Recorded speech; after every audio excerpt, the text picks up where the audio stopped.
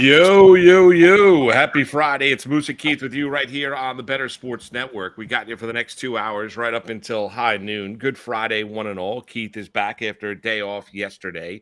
A lot to get into. NHL Stanley Cup playoffs, a game that would just never end between Carolina and Florida last night. We'll get into that. It's the reason why I'm sipping on this morning. There you go. I had to up the caffeine a little bit this I morning. could understand that. Oof. I can understand that as that game went into 4 overtimes before Florida finally won it.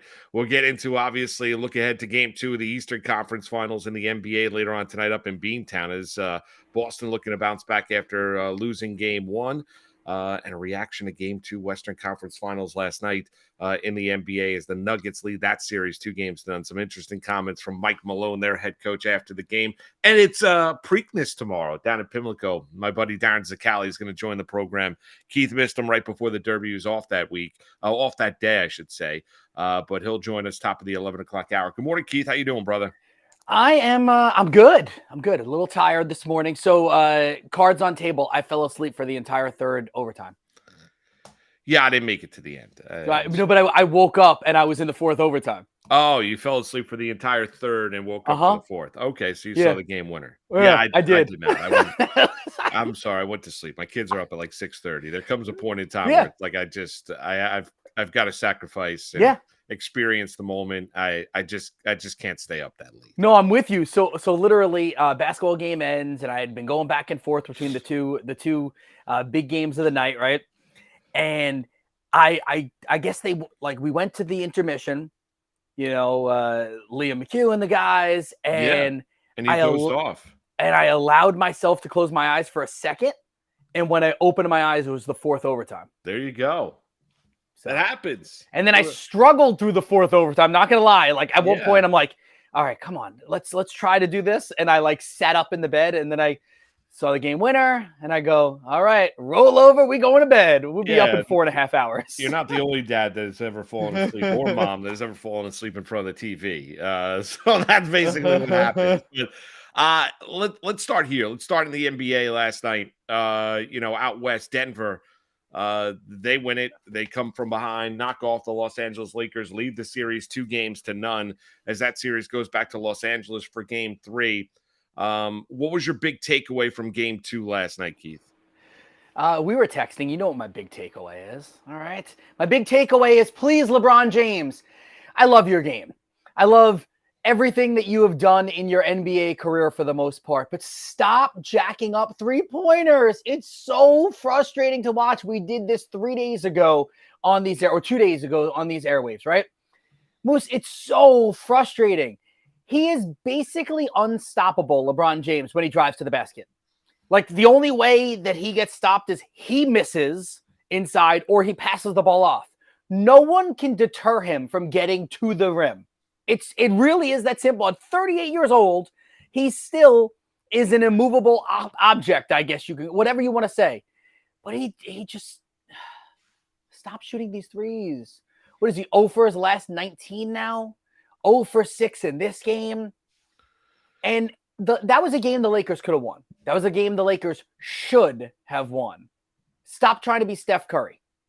Go to the basket. Yeah, but he had no legs left late in the game either. I mean, that's the issue you have too when you look at LeBron James last night. I mean, the Lakers easily could have won that basketball game. Jamal Murray was historic. Jokic gives you the triple-double. He was fantastic.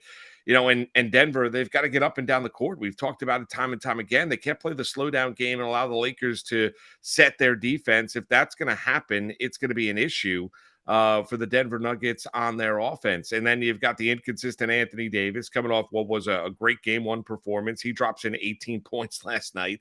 I mean, you need more from Anthony Davis. You haven't gotten anything when you look at D'Angelo Russell or Dennis Schroeder last night. And, you had a game in which LeBron James, I got to be honest with you, LeBron James showed his age a little bit. I mean, LeBron James looked at times old, didn't have the lift, had the wide open, tried to do the reverse jam, loses the basketball. How many times have you ever seen that? I mean, I don't think I've ever seen that with LeBron James. You saw that last night. How about the times where he's trying to he gets to the rim and has got no lift in his legs and actually hit the underneath part of the basket with the basketball? Like that to me, when I looked at it, is We're playing, there's no extended breaks. We're not looking at like all of a sudden, it's a day off in between games. There's no like 3-day break, 4-day break. You know how we've seen that before in the NBA playoffs where it's like, when are they ever going to play again? And you get this extended break. You're not seeing that. And I thought last night you saw LeBron, I thought he looked exhausted. Yeah. Yeah, I thought he looked exhausted in the fourth quarter, Keith. And I do think he's hoisting up those 3-point shots because he can't at that stage have enough energy or have enough juice in his legs to be able to get to the rim, because I don't think it would be his preference to shoot threes. I just don't think he has any other choice. Maybe you're right. I mean, but I see the burst. Even all right, how about the steal in the fourth quarter? Jamal Murray passes it, he jumps in front, steals it, and then he misses the layup. So when you watch that play, the fact that he got to that steal was impressive.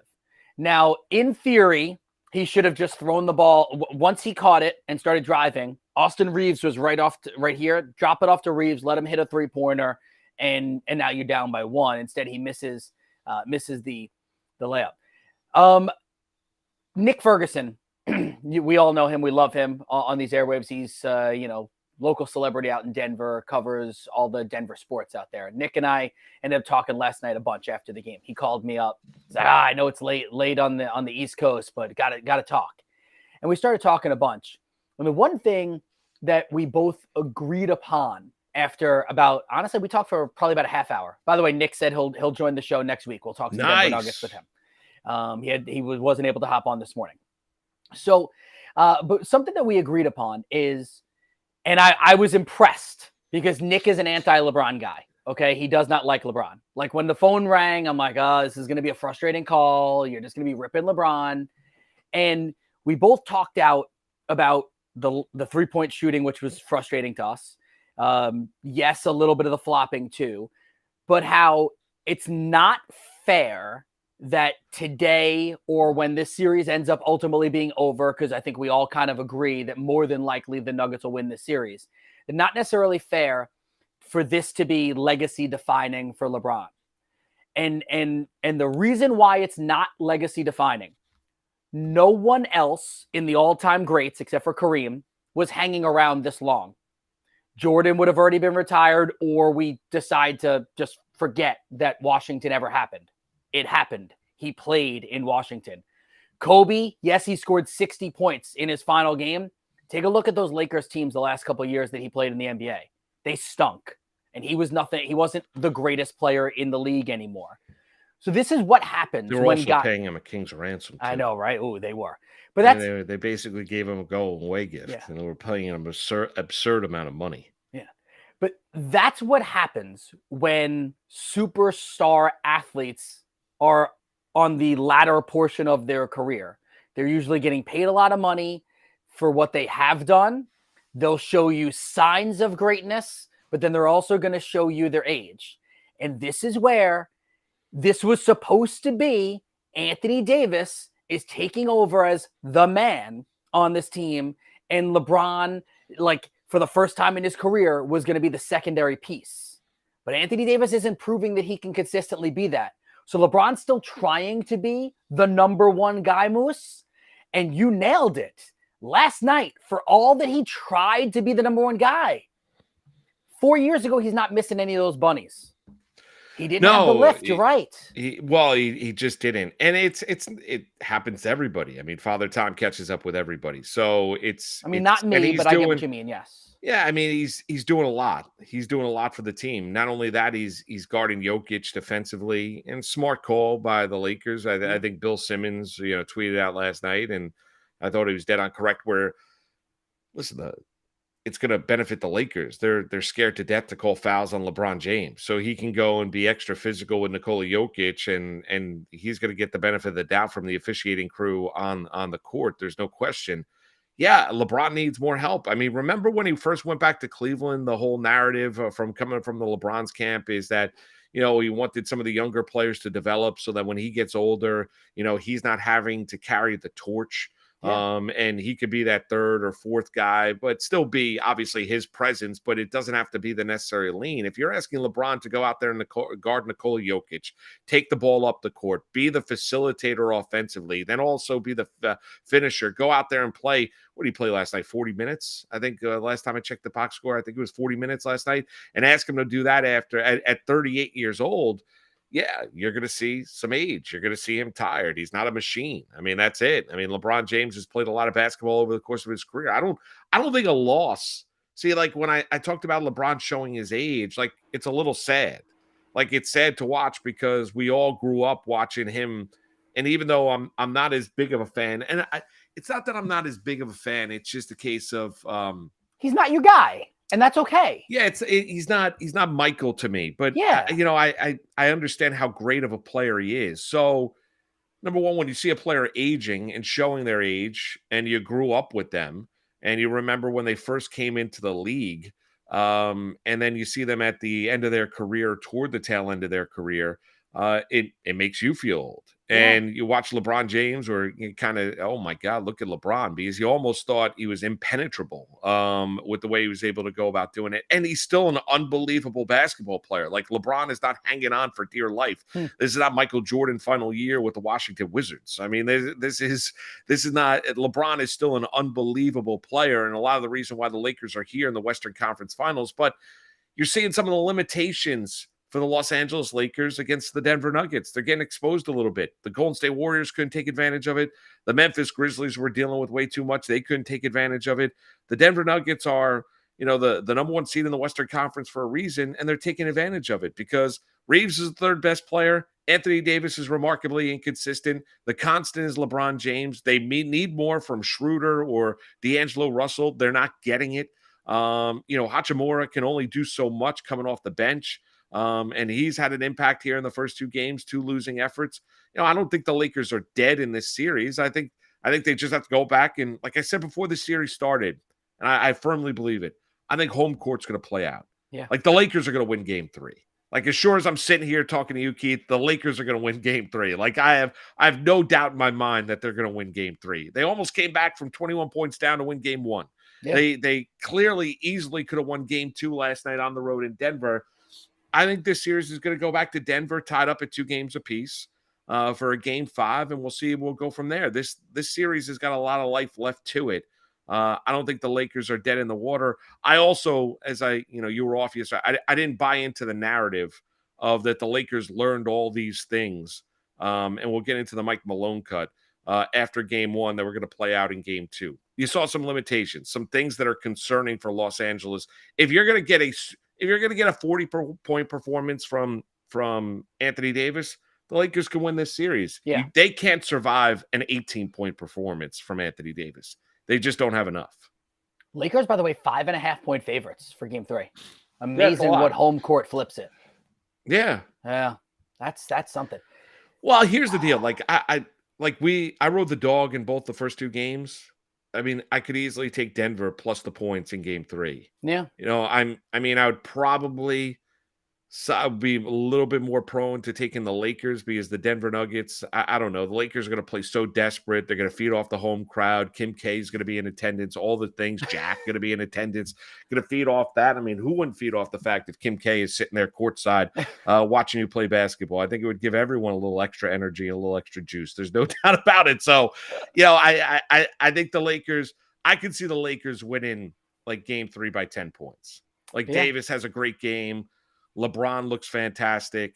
They get, better bench scoring. I mean, the old adage from Hubie Brown is, usually when you're home, you're going to get a plus 15-point advantage to bench scoring at home because guys play better. Coming off the bench, those kind of role players play significantly better at home as compared to on the road. So I could see that. I will, we'll get to the Malone and some of the cuts after the game, Keith, but I think coming out of last night, I think if you're a Laker fan, yes, you're concerned. You don't want to be down 2-0 in this series, but I don't think it's an insurmountable deficit that they cannot overcome to make this a series. Yeah, I would walk away if I was a Lakers fan thinking that, man, we could be 1-1, we could be up 2-0, but You throw those two coulds, and now you go, all right, so now just take care of business at home, win game 3, win game 4, and we know we can win in Denver. Now, Denver hasn't lost yet in the postseason at home, but the Lakers put the fear of God in them in both of those games. And a bounce here, a bounce there, a random hoisting up three-pointer from Jokic or Murray in game number 1 as clocks strike 0, don't fall. Things could be a little bit different. Yeah, I don't think this series is over. I will tell you this. If Denver somehow wins game 3, then it's over. Yeah, and it could end up being a sweep at that point. Yeah, then it's over. I don't think they're going to win game 3. I agree. I'm with you. That's Saturday night, right? Yes. Here's Mike Malone after the game last night. Great cut. It's gone viral all over the place. Here's the Denver Nuggets head coach after the game last night as his team takes a 2-0 series lead. Take a listen. Guys, to be honest, they may not admit this or not. You win game 1 of the playoffs, and all everybody talked about was the Lakers. Let's be honest. That was a national narrative was, hey, the Lakers are fine. They're down 1-0, but they figured something out. No one talked about Nikola just had a historic performance. He's got 13 triple-doubles now, 3rd all-time. What he's doing is just incredible, but the narrative wasn't about the Nuggets. The narrative wasn't about Nikola. The narrative was about the Lakers and their adjustments. So, you put that in your pipe, you smoke it, and you come back, and you know what? We're going to go up 2-0. Yeah, it's just great. I mean, he's not wrong. I mean, he's dead on correct. I mean, how many we mentioned it. We talked about it. Keith, you and I have kind of we've been at the forefront of the lack of respect for the Denver Nuggets. Yep. I mean, they're just nobody wanted to pick Denver. They were 10-1. They were the number 1 seed in the Western Conference, and before the playoffs started, they were 10-1 to win the NBA championship. You did pick the Nuggets to come out of the West, didn't you? Am I correct? I thought so. Yeah. So they were, but it's, you're picking the chalk, but you're not really picking the chalk. Like you're picking the best team in the Western Conference. It's like, well, any idiot can go out there and do that. But from a betting perspective, people couldn't wait to bet the Phoenix Suns or, looking at every other team down the line. And the Denver Nuggets have, and it's kind of followed suit to where, the MVP status of Nikola Jokic kind of fell off in the last month and a half. Joel Embiid finished the season a little bit stronger. He wins the MVP. Jokic doesn't have a shot at history and being a 3-time MVP, and the criticisms of Jokic. And then I think people started to look at Denver and saying, well, really, how good are they? I mean, are they really that good? I don't really like them. I'm not going to play the Denver Nuggets are never going to win anything, all these things. And I'm not telling you that this series is over, but listen, TV stations and radio stations across the country, they're going to play the hits. There are more Laker fans than there are Denver Nugget fans.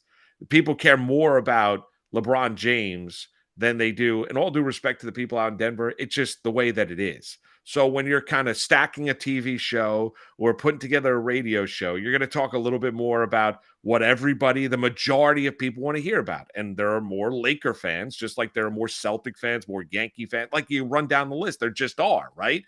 And so I could understand where Denver gets a little bit bothered by that, because I think it's kind of a buildup to what Malone had to say last night, to really months upon months of disrespect when you look at what they were doing in the regular season and how everybody wanted to talk about everybody else other than the Denver Nuggets. I actually think that it's been the perfect scenario for the Denver Nuggets. There's zero pressure on them on a national stage, right? And by the way, I just want to throw this out there.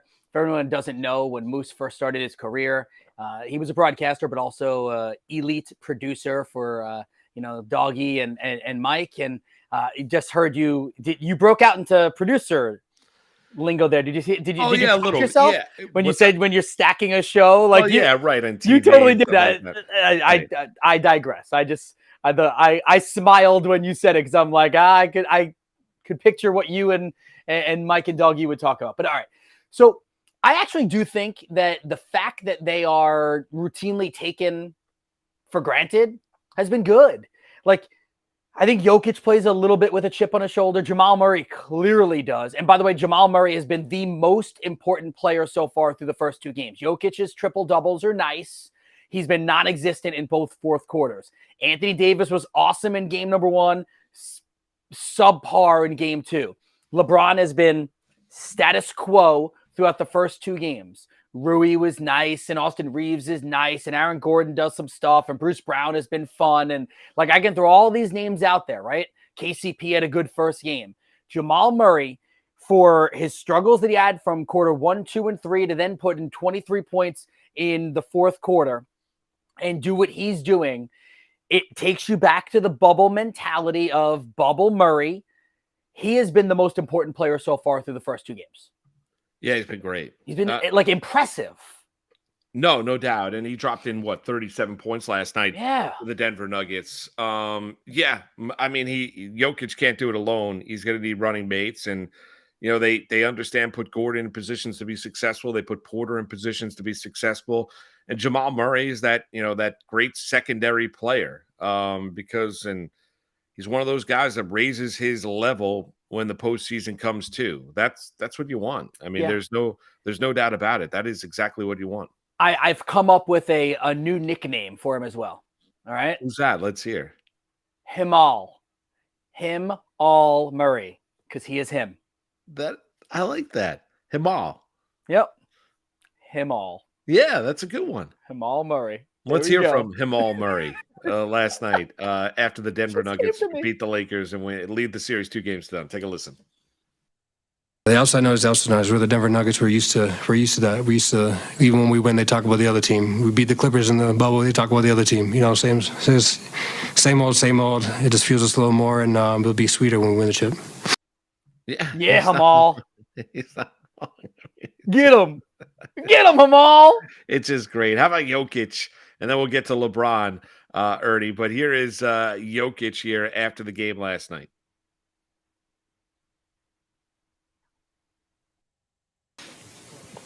Hey, Nicola. Michael Malone said, obviously, after game 1, even though you guys won, everybody was talking about the Lakers and not you guys and not your historic performance or, the fact that you're averaging your triple doubles. What has been your perspective on all of that?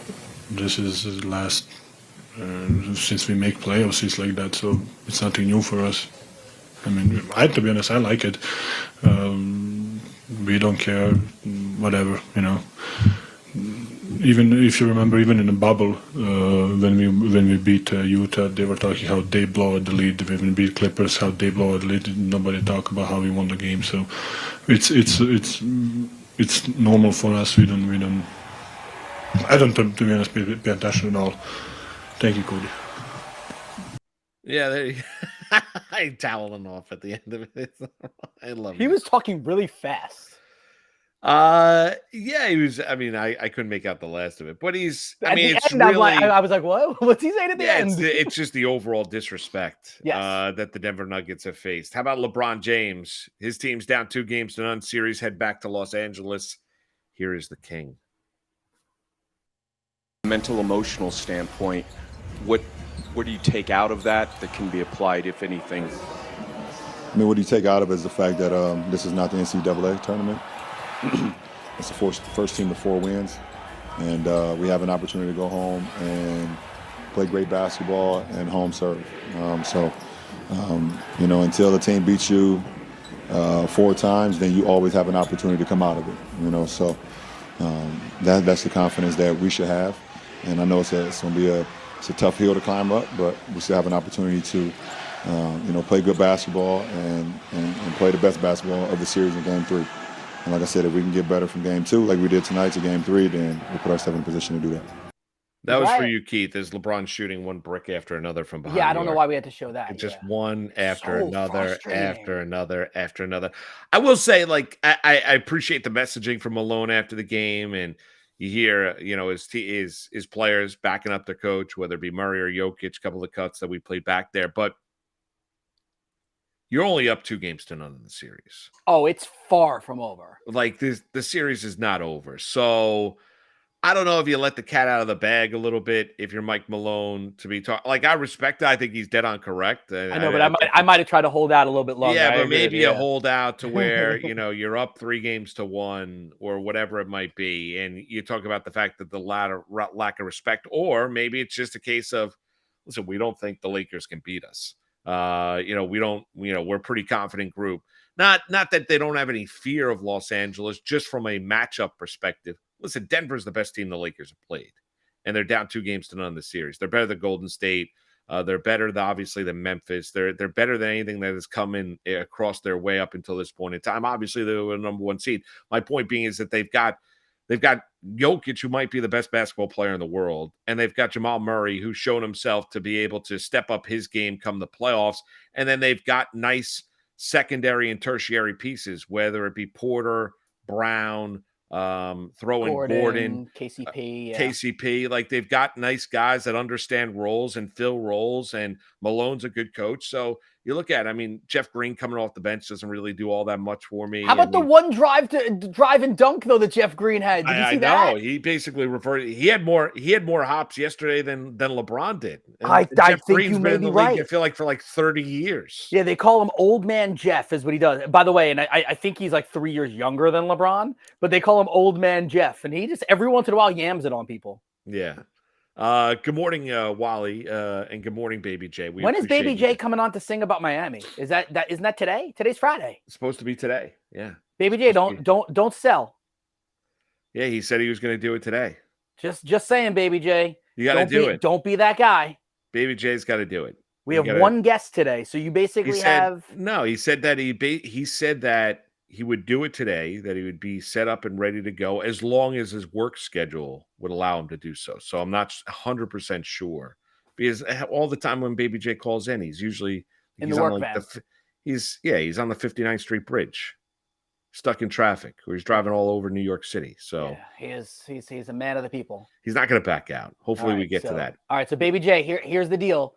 We have until 12 o'clock. I'm not sure if he can get on today. All right, we will give you, listen, loyal listener, loyal viewer, we'll give you a grace period.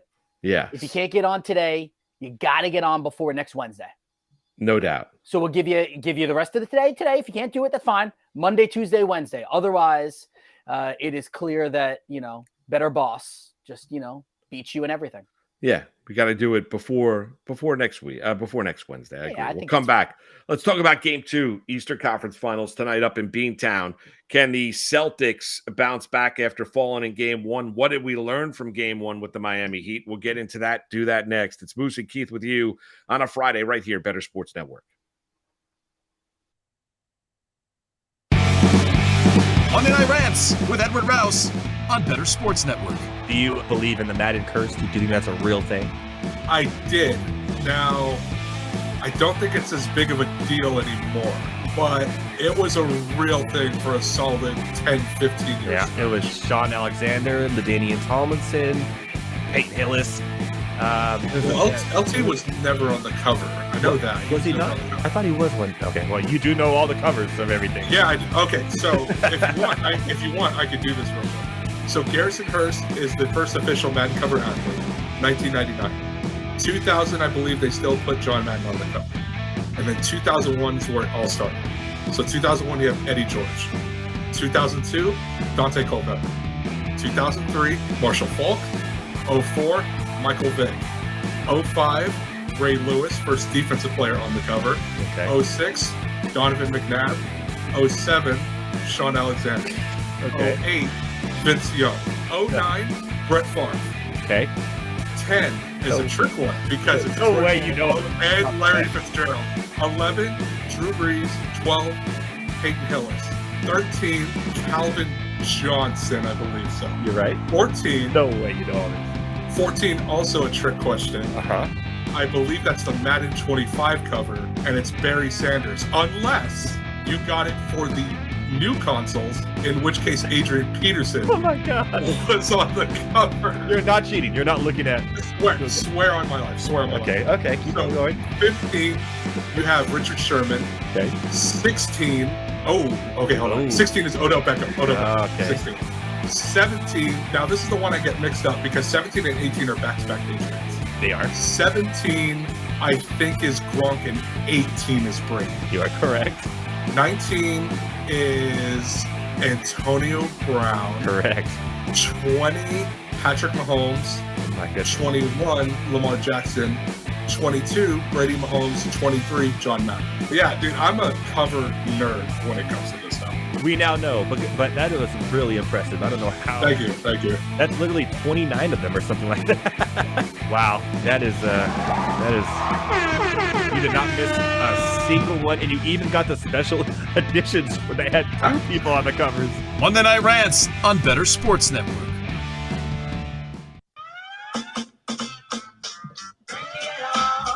Good Friday vibes. Moose and Keith with you right here on the Better Sports Network. Thanks for being with us. And you got Game 2 Eastern Conference Finals tonight between the Heat and the Boston Celtics. Miami winning Game 1 impressively, even as an 8-point dog. And I think if you're looking tonight, like I would be absolutely stunned if we're not talking about the Boston Celtics responding, whether it be, Alan Hahn talking about them playing with their food, and we joked around about that earlier in the week, Keith, or a team that just needs to kind of be backs up against the wall in order to go out there and get their best, whether maintaining focus or coming into this series being ultra or uber confident. They are a very, very talented group. We know that.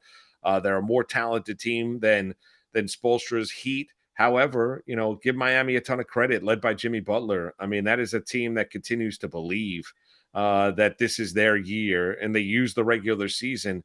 A couple of things. I mean, we'll get into this here in a little bit as well, the importance of the regular season, but the Miami Heat were kind of like a sleeping dog when the playoffs got going.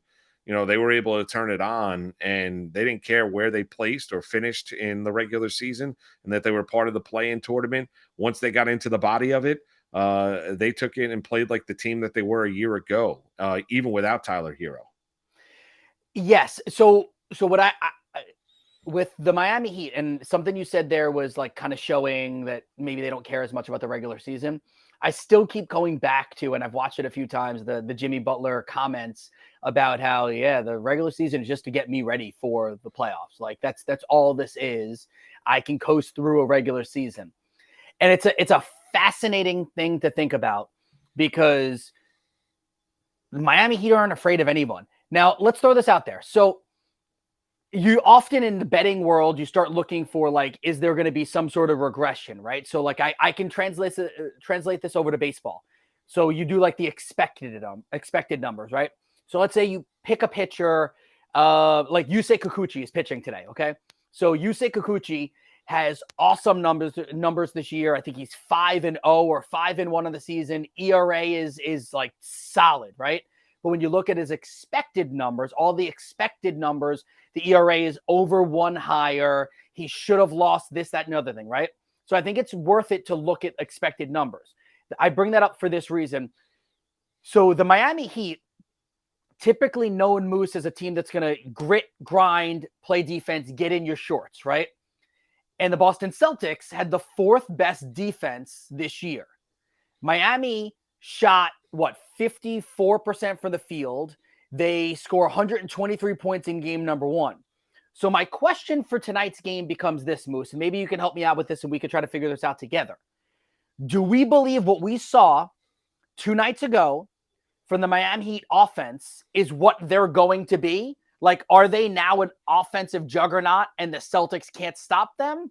Or are they due for some sort of regression against a Celtics team that's typically believed to be one of the better defensive teams in the NBA? Yeah, I think what you saw in Miami in that third quarter performance was the best Miami can play. I mean, so I don't know if you're going to consistently get that. So the question is that what you're going to get consistently throughout this series for the Heat? Is that basically in earnest what the question is, Keith? Yeah. Like, are we to believe? Because if the Heat are going to win this series, right? I mean, just if you look at the rosters, the Boston Celtics are going to win this series. And just look at the rosters. Just go roster to roster, Celtics win. But it's not built off just names on papers. It's what you can do when you're on the floor. It's, can you come up? Are you Himmy Butler and you're coming up in the big moments? I'm going to continue to do this. We're going to do this all day long with different names. Himmy Butler, Jamal Murray. Yeah, Himmy Butler, Jamal Murray. Oh my God. If we get Nuggets and Heat in the final, do you know how much fun we can have with that? It would be great. Oh. I don't think we're going to get the Heat, but yes, continue. Sorry. Yeah, no, I diverted myself too. It's the question truly is, if Miami can be a semblance of what they were in game one, we throw names out. We forget about, like, I got paperwork here, right? Like, there's names all over these papers. Who cares? The names don't matter. It's what you're doing on the floor. And Miami, so far, through one game, had the better game plan and had the one, like, massive quarter. The third quarter really opened things up. Right. They were down 9 going into that third quarter, and what they scored, 45, 46 points in that third quarter. They were unbelievably amazing. The three at the end. Remember, they changed. They did the. I don't remember if they made it. It was 45. They made it 46, or it was 46, and then they took away the An the unbelievable quarter. Yeah. I mean, yes. I mean, so they were ridiculous in that third quarter. Yeah, I'd say if I were a Boston fan, I'd feel confident that I have the more talented team. If I were a Boston fan, I'd be concerned that Spoelstra is by far a better head coach than Mazzulla. And you would expect that. Mazzulla's in his early 30s, as his first year as a head coach in the NBA. I'd also be concerned is that this is the most mentally tough team that the Celtics are going to go up against. They're more mentally tough than the Philadelphia 76ers. They believe. Like, they wholeheartedly, they'll take the court tonight thinking that they're going to go up 2-0.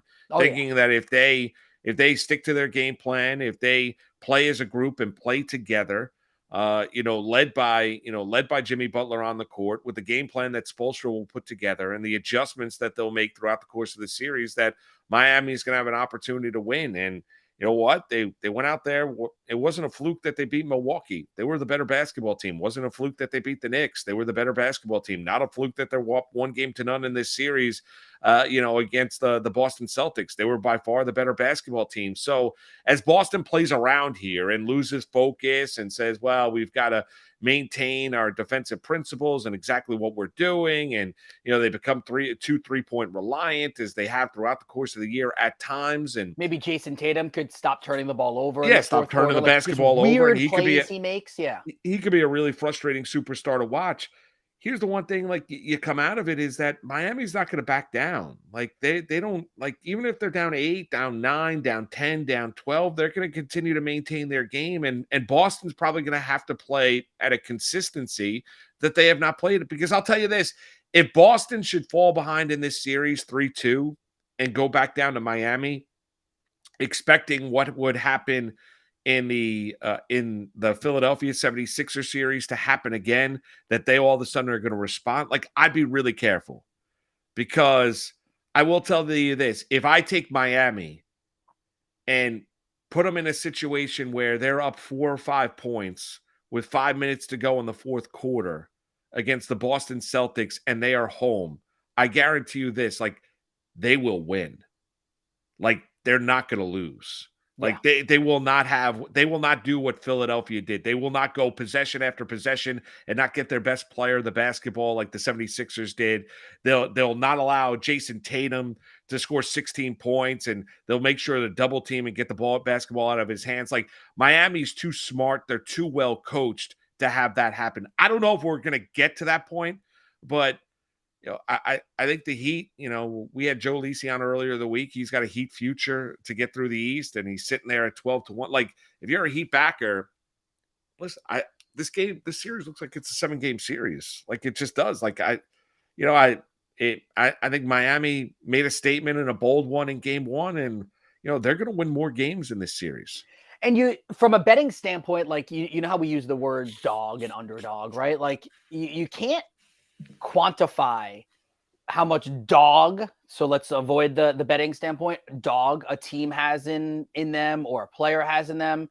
But, like, if you just watch Miami play and you watch Boston play, like, Miami's got that dog in them. Like, if I told you, Moose, that we were going to go to a field and fight, like, literally have a physical brawl. Really? Right? Yeah. And I offered you. Is that going to happen? You know what? We'll see. We'll see how the rest of this show goes today, okay?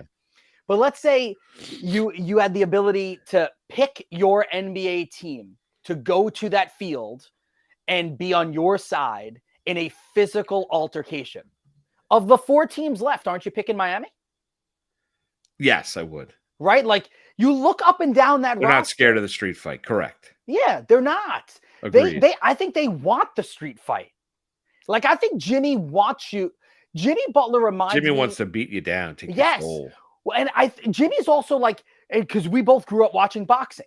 Jimmy is the boxer that the fight doesn't start till he gets hit once flush in the chin. Like, he wants that one. He wants to feel your fist. He wants to feel it. And once he does, he goes, "Yep." Like, he'll look at the blood, lick it, and go, now it's on. Now let's play. And that's the mentality this whole team is taking on. And I know Spoelstra is kind of a smaller guy. Like, I know he's not like 7'2" or 6'5" or whatever. But I feel like Spoelstra is the same kind of coach.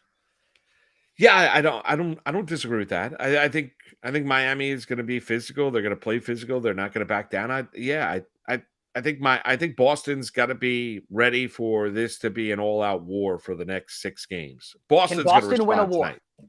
Can Boston win a war? Yeah, I think they did last year. Yeah, they can.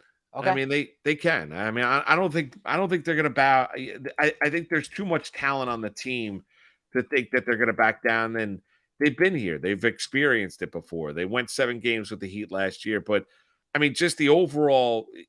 I mean, just look at the betting market. I mean, you go into a game tonight where the Celtics got routed in the third quarter, lose that game to the Miami Heat. Tatum and Brown played inconsistent. If you took the Celtics, laying 8 game 1, well, you can come back right now and lay 9 tonight with the Boston Celtics. They are minus 420 on the money line. The total is sitting in the game at 215. I mean, the Heat, just like we talk about the Denver Nuggets, very similar in nature. There is no respect. Yeah. There is no respect for the Miami Heat. Like, there just isn't. There wasn't in the Bucks series. Is even when they were leading that series 3-1, people were telling you, well, the Bucks are going to come back and win that series in 7. There wasn't in the Knicks series and myself included, where I was like, the Knicks are not losing to this Miami team. And there you have it. The Knicks lost in 6 games and Miami marches on. Now you look at it after what we saw in game 1. There is just, and the betting markets have showed you the overwhelming favorite the Celtics have been, even though they've been remarkably inconsistent. They've not played consistently at a championship level for quite some time. Miami won game 1 legitimately. They were the better team. Like, and were an 8-point dog that night. You're looking at Miami tonight as a nearly double-digit underdog in game 2, even though they've gone out there. What have they lost? They've lost 3 postseason games. Amazing. They lost 2 to the Knicks, 1 to the Bucks. Yeah. Right? I mean, that was it, right? I mean, they've lost 3 postseason games this entire run. Oh, I'm talking about not in the play-in tournament. I'm talking about when they got into the body of the playoffs. Play-in doesn't count technically as a playoff game anyway. So you're right. So they've lost 3 playoff games here, and they are a 9-point dog tonight. Like, what would lead you to believe that all of a sudden the Celtics are going to play, and win this game by daylight tonight, and Miami doesn't have a chance to cover the 9? Like, I think Boston wins. I don't know if I necessarily believe that against this team, Boston's going to win by 10. Yeah, I would say that the 9 points is very manageable. Like, that's disrespectful. Like, it really, like, if you're a Heat fan, you're looking at it like, what more do I need to do? Like, what more do we need to do to prove to you? Like, Boston's a minus 420 favorite. Like, this is like regular season, like the Wizards are coming to town. Like, This is like, it's the Eastern Conference Finals, and the Miami Heat are a 9-point dog, and they won game 1. I feel like at plus 330, Heat on the money line. If you've had a good week, let's say for beer and pizza money. Yeah, you hit a few baseball take a shot, plays. right? How do you not believe in Jimmy Butler, who I absolutely adore and love? I mean, Butler's I love him. Like, I could listen to Jimmy Butler. Like, I wish he could give my kids like a motivational pep talk. Like, at times, like Jimmy Butler, listening to him, like the internal drive and the things that tick within him and the messaging that he has is utterly fantastic. Like, I adore Jimmy Butler. Yeah, he's going to be really good on television when he retires. And I think he will, because he's into, like, very much like Dwayne Wade. I know that Jimmy Butler is very into fashion. Yeah. I think he'll cross over very easily into the television world. No. What are you laughing at? Did I just say something? No, my mind goes in a lot of different ways. Yes, I agree. I think Jimmy would be good in TV. What did I say that? No, made I'll your tell mind- you offline. Okay. All right. All I right. can't say it right now, but I agree with you. No, you didn't say anything wrong. Okay. You didn't say anything wrong. I'm like, did I? No. You did not say anything wrong. No. I'll tell you this. All right. So here's the show that I would Jimmy sign up. likes TV. Yeah. Here's the show that I would sign up to watch when everyone retires. Yeah. I'm going to give it to you. It's going to be a roundtable discussion show. It's going to be Jimmy Butler. It's going to be Draymond Green. And I would probably put LeBron James on there too. I agree.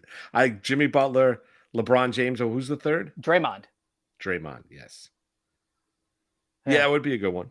Yeah. That'd be a good one. If people are open and honest, like that's the whole thing. Like you got to be not like nasty. You just got to be open on. Like Draymond, I've had enough of. Like Draymond is like the boy who cried wolf sometimes. But I've watched some of his podcast stuff. Yes, he's crossing over. Is that where we're going with this? Okay. Do you know what I'm referencing? Have you got it? Have I connected the dots? No, you're not.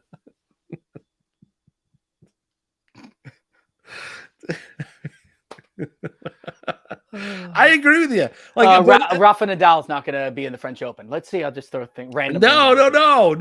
It's just funny. Like it is what it is. But it's. Yeah, I think Butler. I think Butler would be good. Like I don't disagree with you there. But there's sometimes where people, I don't know if that's something that he would want to do. It's also when you're playing the game and then all of a sudden you're in front of the camera and television. It's a little bit different when you're talking about other people and being able to relate and translate, come across the screen, become likable. Like that's the thing of not speaking to me, speaking with me, talking with me, like, and not because I think you see some studio analysts now and people that, do podcasts and whatever, and it's not as welcoming. You want to try and welcome as many. I think JJ Redick falls on that level, right? A lot of people, I feel like it's very 50-50 with JJ Redick. And I like JJ Redick. I like the fact that he really doesn't hold back. He kind of, will say whatever's on his mind. But I think some people think he talks at you as opposed to you. Yeah, I would agree with that. Yeah. Yeah, I mean, I think where it's like, you're almost in a college course where, the professor's in the house and I'm going to tell you like what it is. Yeah, I take myself a little bit too seriously kind of guy. Yeah, no doubt. Well, I mean, all right. So even the show that you produced, right? Like Mike and Chris. Yeah. Growing up listening to their show and then listening to their show while I was a young broadcaster and trying to pick out little things that I like and don't like. And I think that's what we all do as broadcasters, right? I'm sure there are things that, people watching right now will look and go, I don't like that Keith does this, or I don't like that Moose does that, but I do like this and that. I felt like that a lot with Mike. I never felt like Doggy was talking at you. I always thought he was talking to you and he was almost talking for you. There were times that Mike would, he would kind of just talk at you and he's just talking for himself and you listen. Cool. Whatever. Yeah. I think I think they were a perfect combination. I think, that's a different person. And that's why it worked. Exactly. Two of them. So, however, and I know, there are a lot of people that kind of gravitated toward Mike and not Chris. And there were some that gravitated toward Chris and not Mike. But the thing is that you listen to both of them together and it was kind of like a perfect match. So, that's the way it works. But yeah, I listen to people. I want to be, you want to be entertained. You want to be educated. You want to be, you want to be you want to learn. I like when I listen to former players and you learn a little something about what's going on behind the scenes on the court through their experience, game situations, all those things, stuff that, I've never experienced as an NBA player or an NHL player or a football player. Like that's kind of like what I like to hear from former athletes. Like it's easy to go look at, like I could look at all 22. I've sat with enough coaches and players and look at all 22 NFL film and be able to decipher a defense and look at that. Like I don't necessarily need that.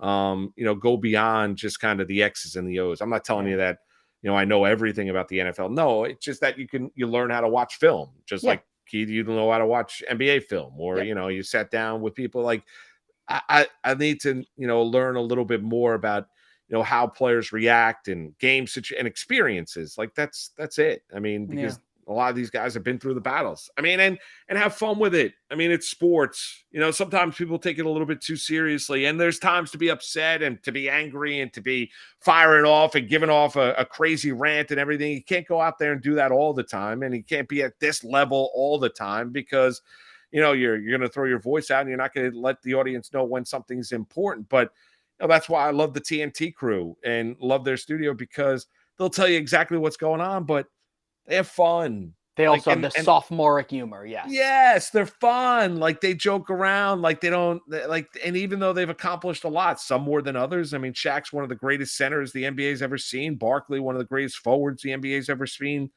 Kenny Smith was a really good college player, good NBA player. Didn't accomplish what they did on the NBA level, but Kenny Smith won a championship with the Houston Rockets, and Ernie does a great job. But those guys, like, you could sit there and it's enjoyable watch because they talk about a lot of different things, and they'll be real with you, they'll be genuine with you. They're not just talking heads. So it's very difficult to replicate and to find that and be like, oh, I want to find that kind of crew for the NFL or for the NHL or for Major League Baseball. It's very difficult. That's what makes them so special, because there's no other crew, no other studio crew that comes close to what they do on whenever TNT takes the air calling games. So speaking in circles, what are you picking tonight? You're taking the Celtics to cover, aren't you? I would probably take the Celtics to cover. I don't love the game. That's what I gathered with everything. I would probably. I think Miami's being disrespected, but I think they're being disrespected for a reason, because I think everyone's saying, well, Boston's now going to explode in game 2. I'd probably take the Celtics laying the 9, even though it's a huge number. I think if you think Miami can keep this close, then I would just take the under, is actually what I do. I don't expect the Heat, to score 123 points again. I think if they win tonight, or if they lose a close game, it's something to the effect of like 106-99, something like that. So I think, last night I actually played that. I played the Lakers plus 5.5. I played the under. I played them as separate bets, and then I decided to parlay them together also. So it was a profitable evening for me. That is a good evening. Yeah. Look at you. Firing out winners left and right. I was happy with that one. Yeah. Yeah, you should be. And baseball, my goodness. Better's Eye yesterday. Yeah, thanks. We absolutely smashed it yesterday. Better's Eye. Like, we gave out 6 of our players that we gave out, even though most of them were for total bases, hit home runs yesterday. So if you tailed us yesterday, we crushed it. Yeah. Now, that's a good job. Everyone likes winners. Everyone likes picks. So you would take the under tonight? I think I would. Yeah. Well, no. So my thinking is, if you think this is a close, you like the correlation. If you like Miami plus the points, you take the under. Yes, exactly. That's fair. That would be my correlation there. But if I'm with you, like if I think the Celtics win and cover, then actually I probably think it's over, because I think the Celtics will single-handedly score in the 120s. Let me ask you this. Do you believe in what Eric Spoelstra had to say, that the play-in tournament was the best thing for the NBA in the past decade? I like the play-in tournament. I do. Tell me why. Because we're not counting as a playoffs. Because I know that the old guard is telling you that, well, you're letting 10 teams into the playoffs from each side, and that's 20, and that's more than half. You were already allowing more than half the teams in the playoffs. Why are you doing this? Well, it's not. It's a play-in round. It doesn't count as a playoff win, and it really is just more ability to watch basketball. I mean, I'll take more games if I can. I enjoy it. I think it also allows for, especially like what the Miami Heat have done so far this year and are in the midst of doing. Unless you're going to be one of the 2, 3, 4 worst teams in basketball, like for a fact you have zero chance to get into the postseason or even into the play-in round, and you tank for Vic and all this kind of stuff, right? If you're not tanking, like it will deter people from tanking. It made an Oklahoma City Thunder team want to fight to get into the play-in round. Look at the Lakers. They were 13th in the West. They were never going to make it to the 8th spot. No, I think it's great. Now, I think it's great. Now, the question I have, though, Keith, is this, is that because of what Miami is doing now and the run that they're going on now, do you think other teams in the NBA next regular season are going to take the foot off the gas a little bit and not necessarily look at having a crazy amount of wins during the regular season and home court advantage and all of these things? Got to remember, I mean, Boston's been a terrible team at home. Yeah. Like they really have in the They're- playoffs. I yeah. mean, the last 20 playoff games at home, I think they're 10-10. Yeah, they're I like mean, the Warriors on the road. Yeah, I mean, so right, like they've been a terrible playoff team at home. So you look at, I agree with you, and I agree with Spoelstra. I think the play-in tournament's great, prevents tanking, everything that you mentioned, provides more action, more basketball games to go out there and watch. You know, gives you a little bit, gives the extended break to the other teams that actually made it into the body of the tournament, 1 through 6 in each respective conference, Eastern and Western Conference. All of that is good. I also think there are going to be teams that are going to look at what the Heat did this year and say, all right, that's a fair way. Not that you want to be part of the play-in tournament, but maybe not emphasizing or pushing for each and every last win during the regular season, realizing that, hey, if we just get in, we mind our P's and Q's. Mind you, I mean, the Miami Heat are going on this run. They lost their third best player, Tyler Hero, with a broken hand in the Bucks series, and he's out 4 to 6 weeks, and still they are here. So it just shows you about the mindset of Miami. Does it minimize the regular season a little bit? Will Tyler, I looked this up really quick. Will Tyler Hero be back for if they make it to the finals? He could, I mean, conceivably he could be. I'm not sure where he is in the I mean, the last time I saw him in the Knicks series, he still had a cast on. Or he had some kind of soft cast. They showed him on the bench. Okay. Yeah. So I have no idea. Yeah, I'm looking up really fast because there was an update yesterday. Spoelstra said there's no way. This was a day and a half ago. There's no way I could even answer that right now. The good thing about a hand is you're able to do other things with that, but you can't shoot, you can't dribble, that kind of stuff. So, and he will not be playing in this series. He will not be playing in this series. What about if they make it to the finals? They're not ruling it out. That's not cool. ruling it out. So NBA Finals, he could be back. I actually think this team has played better without him. I made that point yesterday. They played better without him. I mean, they play better defense. He's not known to be a defensive guy at all. No, he's not. They play better defense, and he's a guy that also needs the ball in his hands. The ball has moved really brilliantly for Miami. I'm not telling you that Tyler Hero is not a good NBA player. It's just the way that Miami has played up until this point. That would be the intriguing thing if they should get past Boston, which I don't think they will. But should they get past Boston and all of a sudden Tyler Hero is healthy, how exactly do you work him back in? If you do, if you're Eric Spoelstra, and imagine if this Miami Heat team wins an NBA title this year. Think about that kind of a run if you're Miami, where I understand cart before the horse. They're still 3 wins away from getting to the NBA Finals, 7 wins away from winning an NBA championship. But for argument's sake, if Miami goes through Milwaukee, New York, Boston, just to get to the NBA Finals, and then it's either potentially for argument, Denver, let's make it Denver, and wins an NBA, that's as good of a run. And they were part of the play-in tournament. That is a historically great, like that's Giants 07 type of, like that is a crazy kind of a run for the Miami Heat. Yeah, that would be something special. The Tyler Hero stuff, if he were suddenly healthy enough to play, he would be in uniform and he would be in the rotation. Like it's as simple as that because he's a bucket. And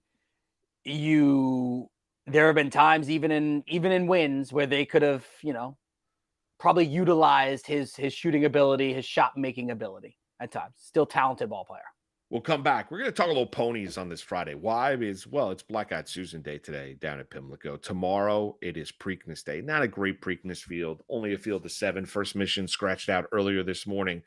Darin Zoccali from Churchill Downs Twin Spires is going to join us next. He's Keith Irizarry. I'm Mark Malusis. The show is Moose and Keith with you on a Friday. You know where you're at. The Better Sports Network. Bye weeks are so incredibly important in best ball because you can't change your lineup. You can't grab somebody off the waiver wire. You don't make changes. So you've got to be prepared. If you're taking 4 quarterbacks because you want to be sure you got to be very methodical about the schedule especially the bye weeks? Yeah, that's a good point by you, because I don't, in redraft leagues and in especially in dynasty leagues, I don't give a damn about bye weeks in a dynasty league. I'm taking the talent that I need, especially if it's like a startup dynasty league, man. And so, that's created situation. Matt Deutsch's league last year, I had a glut of, it was like week 9, I seem to remember. It was the bye week of death for me. Like, it's a 2 quarterback league. I had a bunch of QBs, and they were like all on the bye at the same week. It was insane. At best ball, you've got to really be strategic about that, and it's almost more important than the statistics that you might put next to the player as the bye week to let you know, no, I can't go there because I got this guy, and this guy, and this guy already. You have an opportunity to get a quarterback you want, but your first 2 have the same bye week. You just can't do that to yourself. You have to be thinking it through. I do pay attention to bye weeks in my drafts. I just do. It makes me a lot less of a struggle bus situation when it comes to Buy-Mageddon.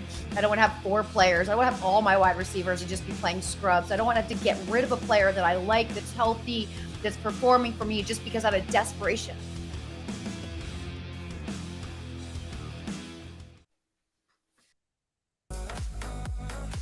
Let me talk to you, Vlad, about an award here that I thought was very, very debatable. And it was Cy Young in the National League. In terms of odds, it's Strider at plus 230, Zach Gallen at plus 215, Clayton Kershaw plus 1,000. Clayton Kershaw, to me, his numbers are phenomenal and better, or at least right there with these other 2. Strider was my preseason pick to win the award. But Clayton Kershaw at plus 1,000 compared to these other guys with similar numbers in the plus 200s. Like, let's bang on Kershaw and hope he doesn't get hurt, right? Where are you at with that, Vlad? Yeah, those are great odds. I think the only concern that fantasy players and Dodgers fans had before the season started was innings limitations. Just wanting to make sure that he is fully ramped up for the playoffs. And as some teams do, you sometimes get those phantom IL stints. And we might see that sometime maybe around the All-Star break with Kershaw, just to preserve his arm over the second half of the season. But man, he's a great pick. If you're telling me those are the odds, that's really, really nice. I do love your Spencer Strider pick. I think that's what I would have done in the preseason and bet on him. He's an absolute beast. So, but Clayton Kershaw at plus 1,000, those are phenomenal odds. And you mentioned Zach Gallen. He's incredible too. And looks like Arizona has been in the hunt there in the playoff. Well, so far it's early. Dodgers, maybe Padres will be in competition for that division. But yeah, that's a nice 3-way race, and we might see some other players pop in there.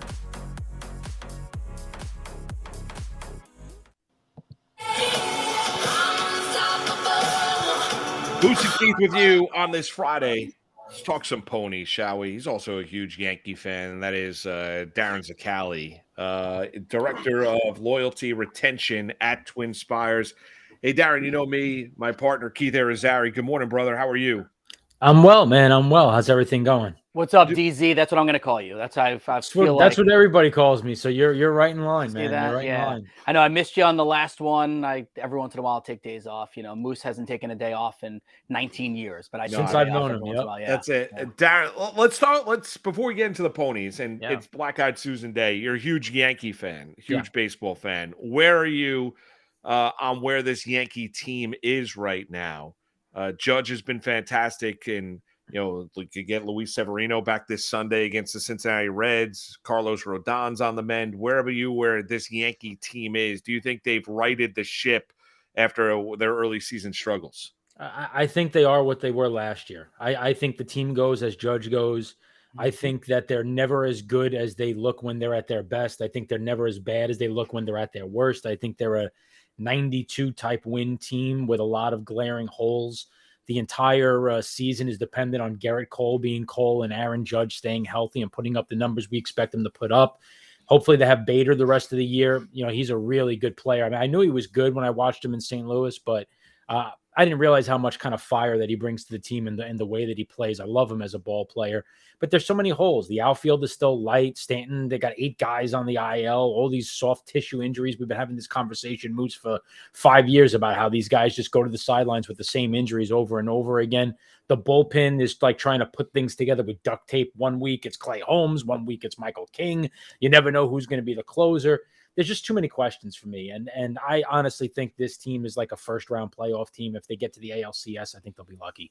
And that's what it feels like to me too. And then that AL East, I mean, they're all just going to beat up on each other. I know that it's more of a balanced baseball schedule now, but they'll all beat up on each other a lot. Hey, before we get into Derby stuff, I just wanted to thank you for. I know that you were a big fan of me. The Sportscaster Derby, yeah. Yeah, so I won this year. I know that you were one of the only people that odds on. This is what I heard. You thought I had a chance to win, so I appreciate you, man. Yeah, as a former winner of that event as well. I did not want to lay action on you. I thought you had a shot. Moose has been doing that thing for about 17 years now. Yeah. Moose started the event. Yeah. Moose is like every like owner from another country that owns a team and then decides to put himself on there and no one's allowed to beat him. Yeah. They don't tell him that like the horses he's going against racing the Meadowlands Pace and he's getting like a $7,500 claimer from Freehold. Hey, I'll tell you though, there's nothing like it. It's like fun. an amazing experience. Like to feel the power when you're sitting there and how fast you're going. It's crazy. It is, and that's just in the jog cart. I can't even imagine what it's like as a jockey if you're sitting on top of those things. Right? I know. Yeah. The only thing I hated was when you get the gravel getting kicked back in your face, you end up eating some of that stuff. Well, I'd even say this. So we're warming up before the race started. Yeah. And my horse went to the bathroom. You're lucky he didn't do it during the race. Yeah, he went to the bath. It was special. It was a terrible smell. No, for the better part of the race. Now you would, and then I think that would have helped you though, right? Because now the horse lighter. a little lighter. Yeah, it was just a terrible. I was like, oh my god. My dad used to do that when we used to bet on horses. When he saw a horse doing that before the race, he'd be like, "Oh man, bet the 3." He just took her, you know what? That's great. Bet the 3. He just did a 2. Yeah, exactly. Yeah. Darin, let's get into a little bit of the Preakness. First mission, scratch this morning. You've got to. There's no other way to cut it. I mean, it is a light field of 7 that are going postward in the second jewel of the Triple Crown. Mage is 8-5 on the morning line. Just overall, like being in the industry you're in, and you work in thoroughbred racing, and you work for Twin Spires. How disappointing is it that there's only 7 horses that are going to go postward tomorrow in the Preakness? Yeah, look, I've been a longstanding traditionalist and a historian of the sport. But I think we're at the point now where in order to honor and keep traditions and keep history going, they need to start to make some changes. They're just not coming back in 2 weeks to run in this race. And it's not because anybody doesn't like the Preakness or the brand of the Preakness. It's just horses are no longer trained and conditioned to run in 2 weeks. And when you're the Derby winner, unless you're an 80-1 Derby winner, like last year, you almost feel compelled and obligated to go. Nobody else does. And it's at the point now where, while I don't like conforming to the way trainers train, you can't allow this to continue to happen, because now we've had last year, the Derby winner didn't go. This year, only the Derby winner goes. I think out of the last 6 or 7 years, the 90% of the time, there's been 3 horses or less to come out of the Derby to run in the Preakness. That's a problem. And, it's at the point now where it might be time to talk about moving the Preakness to Memorial Day weekend, moving the Belmont Stakes maybe to July 4th weekend. And I think you'll get 3 tremendous races. And I think you'll get a good majority of horses that if a trainer can find a reason to run in the race, he will. That's just not happening now. So I think that's the direction we need to go in. Well, but Darin, like Keith and I, we talk about the history. You know the history well. Does that I would say, just destroy the history of what the Triple Crown is? I don't think so. You still have to win 3 straight races. You still got to be able to go 1.5 miles. You still got to beat 19 other horses in the Kentucky Derby. Every other sport gets to change things. I don't know why horse racing feels that they can't. I mean, look at what's gone on with instant replay and what's gone on in Major League Baseball and all these wild rules and putting a runner at second base in extra innings now, and NFL, challenging pass interference penalties. We do it for 1 year. We don't do it the next year. Every other sport can change things, and nobody seems to be concerned about it ruining the traditions and the history. I mean, I remember when Roger Maris, well, I wasn't around, but when Roger Maris broke the home run record, there was a big to-do that he did it in 8 more games, and they put an asterisk next to the number. I know those things happen, but in modern times, it just seems like horse racing is kind of stuck in the past and thinking, well, we can't touch it because it'll screw up history. Everybody else can change history.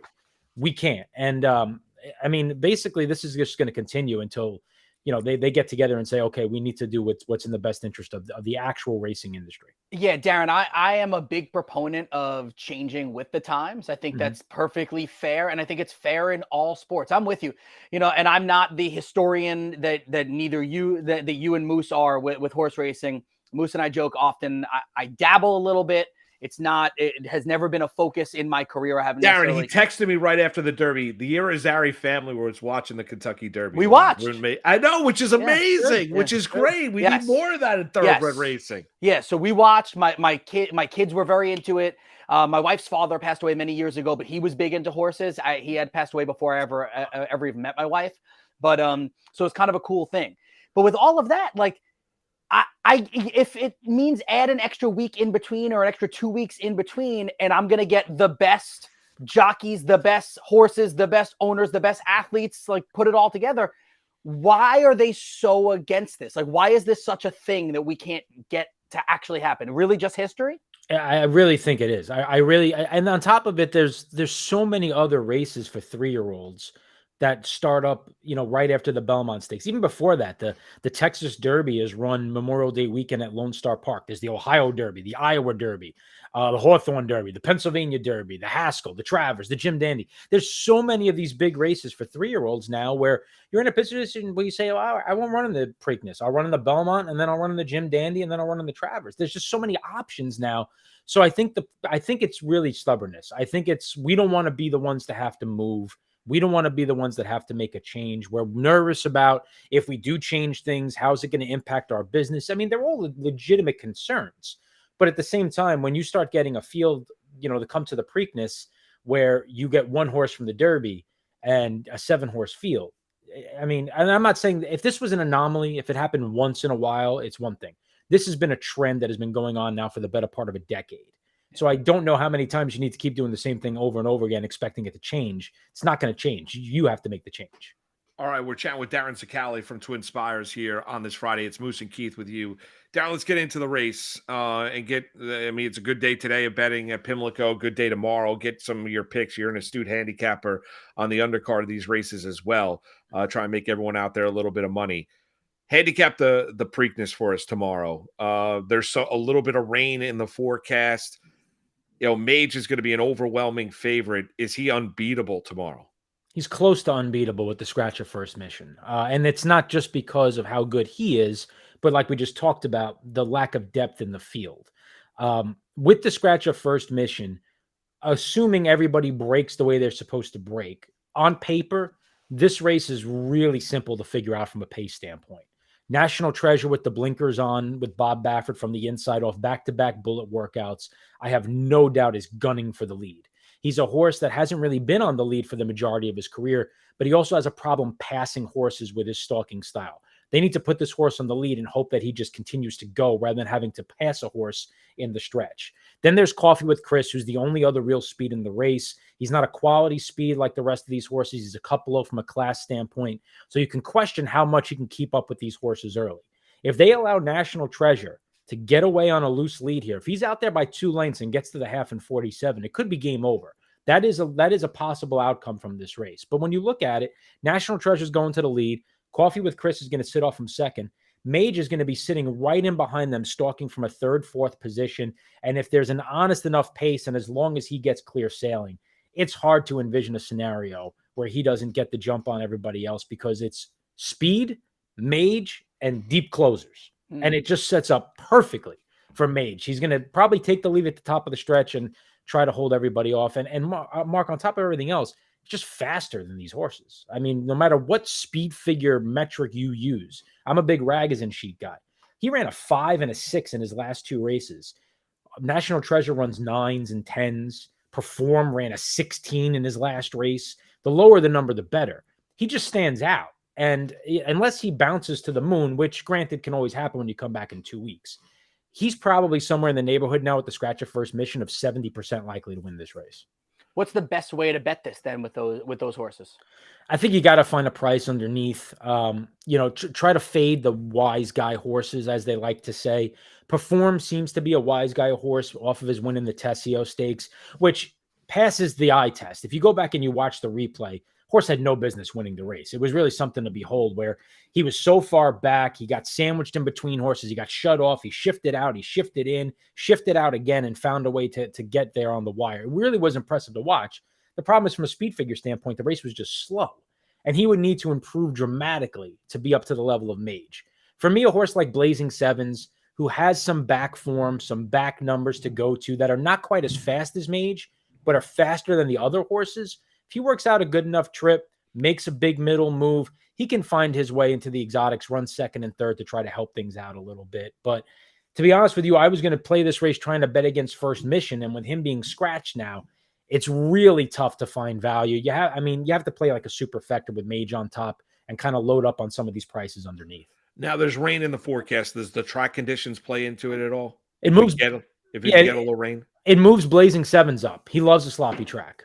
He won the Champagne last year over a sloppy track, and what was his career best performance. So definitely would help him. There's not really a knock against the others. There's kind of an unknown element to it. It looks like the rain is kind of pushed back a little bit later than it was previously expected to happen. So perhaps there won't be that much moisture in the track, and the other races on the undercard can hold up a little bit better. But the only answer to that is Blazing Sevens ran his lifetime best race over a sloppy track, so rain helps him. All right, so Mage most likely winner, you said 70%. National Treasure second most likeliest winner, and then is it Blazing Sevens third most likeliest winner? Yeah, I think so. Just with the way the dynamics go. National Treasure, the only way he can win this race is if he goes wire to wire, which he can. He's kind of like an all or nothing type for me in this spot. I don't really love him as a horse.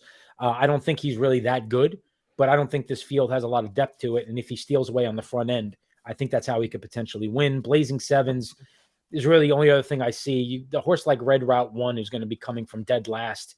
He's a quality horse. He can move. I just don't think he's going to get the setup and is probably more likely to clunk up for third or fourth than anything else. Yeah, I was actually reading up on Red Route 1. Looked like a horse that has, good professionalism, but probably can't. All right, so I'm looking at the odds right now.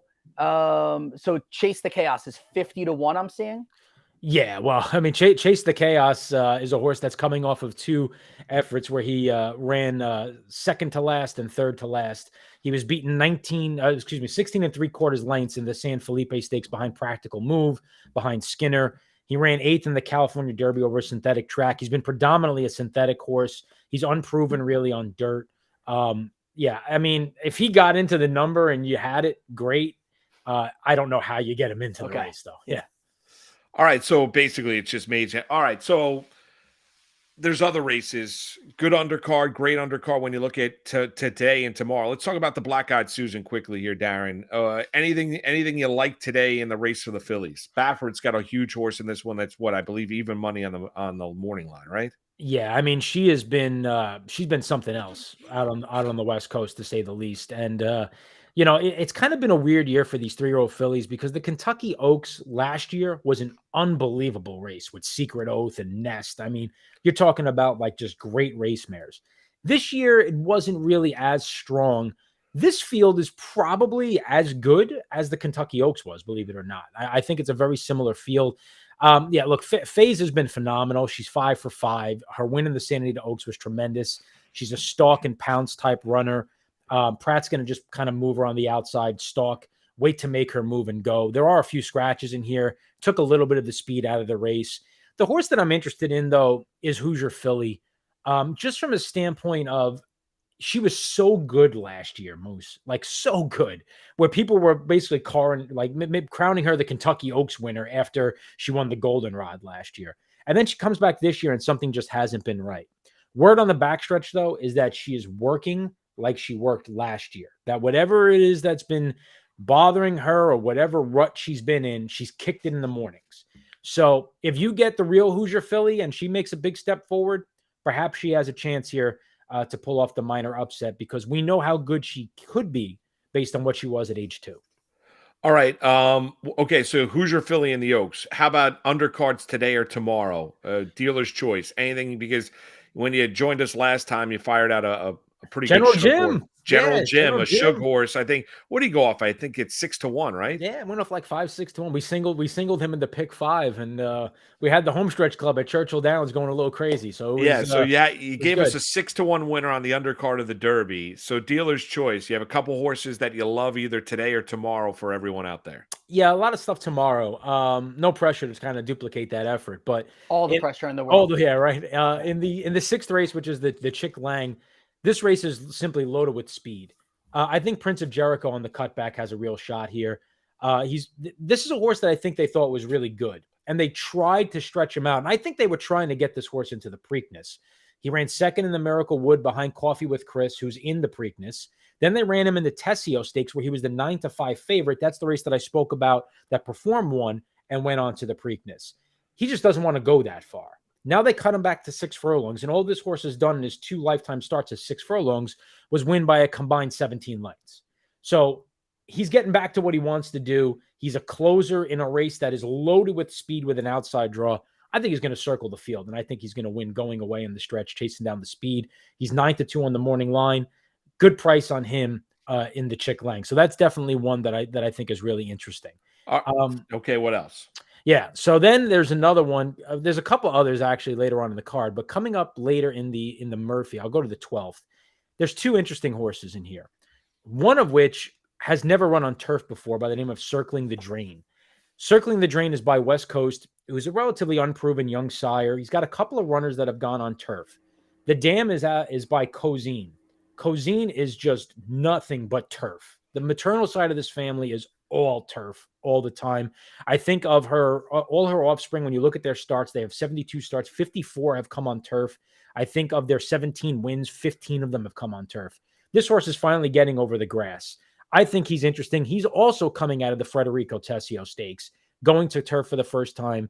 He's 8-1. I'm going to be using him a lot with number 8, Wonderful Justice, for Brad Cox, who ran the Transylvania, was stymied into the first turn, checked off heels, lost ground, stymied coming off the far turn into the stretch, had no chance. He's actually a talented horse that you haven't seen the best of yet that I think has a chance to move forward. So those 2 at a number. Wonderful Justice is 5-1. Circling the Drain is 8-1. I like both of them quite a bit in the Murphy, which is the race before the Preakness, so you can get a little bit of value in some of those multi-race exotics. Darin, you're the best, brother. We appreciate it. And the reason why you're great is you guys might be the 2 healthiest people that I work with, because Zoccali Keith has basically turned he spent like the last year and a half, and not that he was ever heavy, he wasn't, but decided to basically get in the best shape of his life. Love it. While he was about to turn 40. Yeah. So the way to go. He changed his entire diet, because I was breaking one down. He joined me like a couple summers ago during it was last summer, I believe. At the Hambletonian. Yeah, at the Hambletonian. And his mom texted him being like, "What diet are you on that Moose is talking about?" He basically transformed he's lost like 35 pounds. So Darin, let me ask you then. So what is your eating ways then? What have you gone to? It's nothing earth shattering. It's just I cut out basically added sugars. Yeah. No sodas, no white bread. If I eat bread, it's whole wheat. It's like a soft grain whole wheat. Lunch is like a salad with grilled chicken or a lean protein. Dinner is white fish or a lean protein with a lot of greens and a salad, stuff like that. And then the intermittent fasting, like I don't eat after 7:00, and then I don't eat the next day until 10, 11 o'clock. It's like a 16-8 kind of intermittent fasting. Nice. But yeah, it was just getting to the point where, I'm going to be 40. I can't eat, like I'm 25 anymore, where, listen, I still eat pizza once in a while. You got to live life a little bit. You got to live life a little bit, but it's cutting out when you start looking into stuff and realizing, like, even like putting French vanilla and creamer in your coffee and seeing like how bad that stuff actually is for you. Just cutting all that kind of stuff out that's kind of unnecessary, and then doing the things that you like in just moderation. I mean, that's really, and going to the gym. I mean, listen, that's a big part of it too, exercising 5-6 days a week. So, but yeah, I got on the scale today. I'm 172 pounds. I haven't seen that number, and I'm 6 feet tall too. So it's pretty light.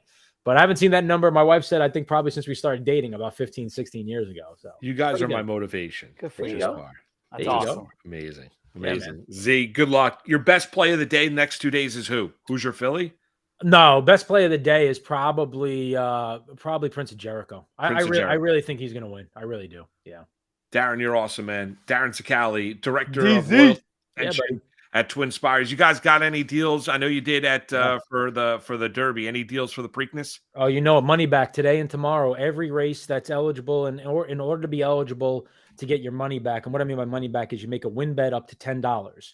If the horse runs second or third, you get the $10 back. Now, in order to get the $10 back for third, there needs to be at least 8 horses in the race.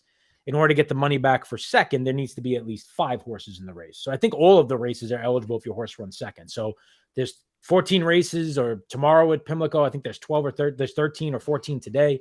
All those eligible races, $10 money back on the win bet at twinspires.com. We also have a sign-up offer where you can get risk-free up to $500. I believe the offer is live now as well. So go to twinspires.com, check it out. And then we got offers, obviously, all week long with all of our other racing. And we'll be back with another big one for the Belmont as well. No doubt, especially, and you think we're going to have a triple crown on the line for Mage in the Belmont, right? I mean, unless something unforeseen happens. The key to this race is how he breaks, Mark. If he breaks, unless he gets like sandwiched and ends up dead last, which can happen. Those things do happen. But assuming a fair break, assuming he gets himself in a realistically close position, I don't see how he doesn't just run by everybody. Darin Zoccali from Twin Spires. Hey, Darin, we appreciate it, man. Have a great Friday. Good luck with all your bets. Have a great weekend, all right? We'll chat again soon. Yeah, man. Thanks, guys. Always Good a pleasure talking, to be man. on. You got it. Good luck, everybody. Darin's awesome. He's great. Good Yankee breakdown for him, too. Oh, he texts me all the time about the Yankees. He's a really good guy, and he's been committed. He's a local guy, a New York guy, or no? He lives in Staten Island. Okay. Yeah. All right. Lives Yeah, it was in the first Staten time I've spoken to him. Really, Yeah. very, very, very good guy. We'll get him on especially if Mage is the Belmont Yeah. should be a better race than tomorrow's Preakness. Can I ask you that? Can I ask you that question now? I was thinking about asking Darin, but I'll ask you instead. So, all right. So Preakness, what's the most amount of horses that can race in this? I think it's 14. Okay, because the Derby's 20, correct? Correct. And then what about Belmont? I think it's right around the same number, like 13, 14. So It's 14. it doesn't go up to 20. I don't know what the cap is at the Belmont, but I think it's around 14. So 14 at the Preakness. Yeah. We thought we were going to have 8. First mission gets scratched. We're now at 7. As just a racing fan, that's why I wanted to ask this question to you, Moose. You're like, I know the ponies, but you're also you love the sport of horse racing. Does it lose some of its luster now that there's only 7 horses going? Yeah. I mean, it does. Not that you won't watch. I know. I mean, no, I'll watch. I mean, I got a family communion tomorrow. So we got boys and Donna are running a 5K tomorrow morning at 9 a.m. God loves the horses. You're fine. Yeah, right. So and then they have then I have to go on a little retreat with Paul from 10 to noon because he's making his communion next weekend. Nice. And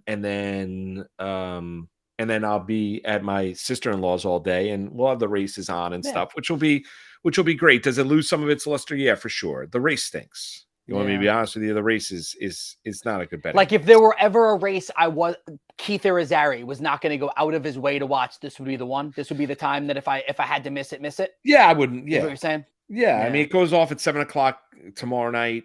I'll probably be at dinner. Yeah, I mean, you can watch it on replay. It's not a very intriguing race. I think it's hard to find.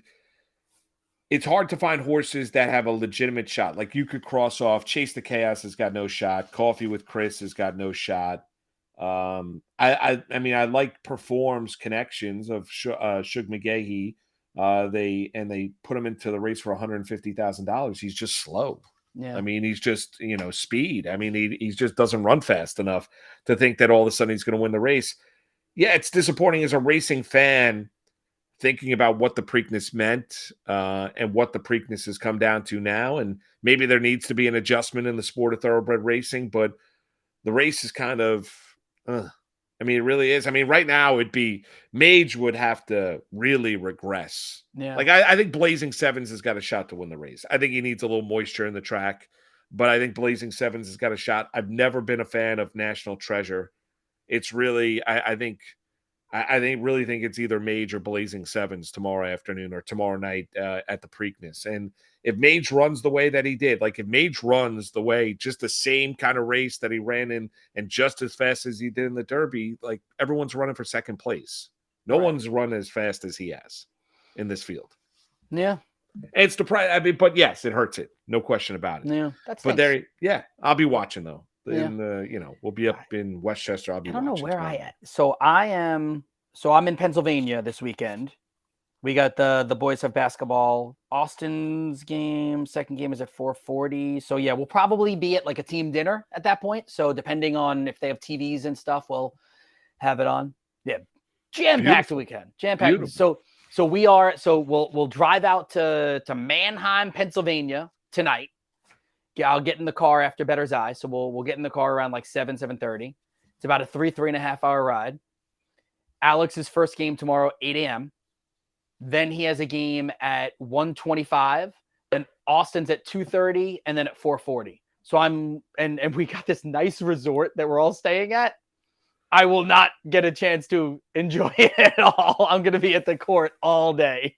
Yeah, but that's awesome. Oh no, I'm excited about it. Yeah, that's fun. No, That's it's a gonna be great fun. weekend. Oh yeah, and then on Sunday, it all depends on how they both do on Saturday. Like you play on Sunday no matter what, but it all depends on how you do. So Alex's team, they're a third grade team, and Alex is only 8. We have one 7-year-old. Alex is 8. We have one other 8-year-old and a couple of 9-year-old and mostly 9-year-olds on the team. Yeah. We're playing in the U10 division. Whoa. Yeah, so we'll see how it goes. I mean, there's going to be some size difference, I think. Yeah, speed though. Yeah. I mean, we have the 7-year-old kid that we have on this team, this kid Max. Dude, this kid can fly. Now, he's little. Yeah. So, like, there definitely has been a few times in some of these tournaments where he can't get a shot off because he's just so much smaller than the other kids. But, like, you get him out in transition, it's impressive. And we got this other guard, DJ, that, like, it's way too early to say this, but Austin looked at me after watching him play in 2 tournaments. He goes, Dad, I think DJ is going to be in the NBA. That's what he says. And Austin's like smart. Like Austin, he's 12. He doesn't just like flippantly say that kind of stuff. He's like, I think DJ is going to be in the NBA. Well, This hopefully kid he is is. good. Yeah. That's great. That's Yeah. awesome. That's a So we'll fun see how game. that one plays out. Austin's team, I'm not as high on them this weekend. So this is a national tournament, and we have 4 like bigs on our team, 4 centers, 4 power forward centers. 3 of them can't go this weekend. Oh, So I think we're going to struggle with the size this weekend. So it's going to, gotta make shots. we have great coaches. Yeah, exactly. We have to make shots, and we have to run more than the other teams, like run and gun. We'll come back. We got a half hour left to play with. We got to hit upon the Stanley Cup playoffs because Yeah, we had an unbelievable game 1 last night between the Panthers and the Hurricanes. Game 1, Stars and Vegas Golden Knights gets going later on tonight. We'll get into that. Some baseball news and a couple other things before we bid you adieu on this action-packed Friday of Moose and Keith. We're coming back right here on the Better Sports Network.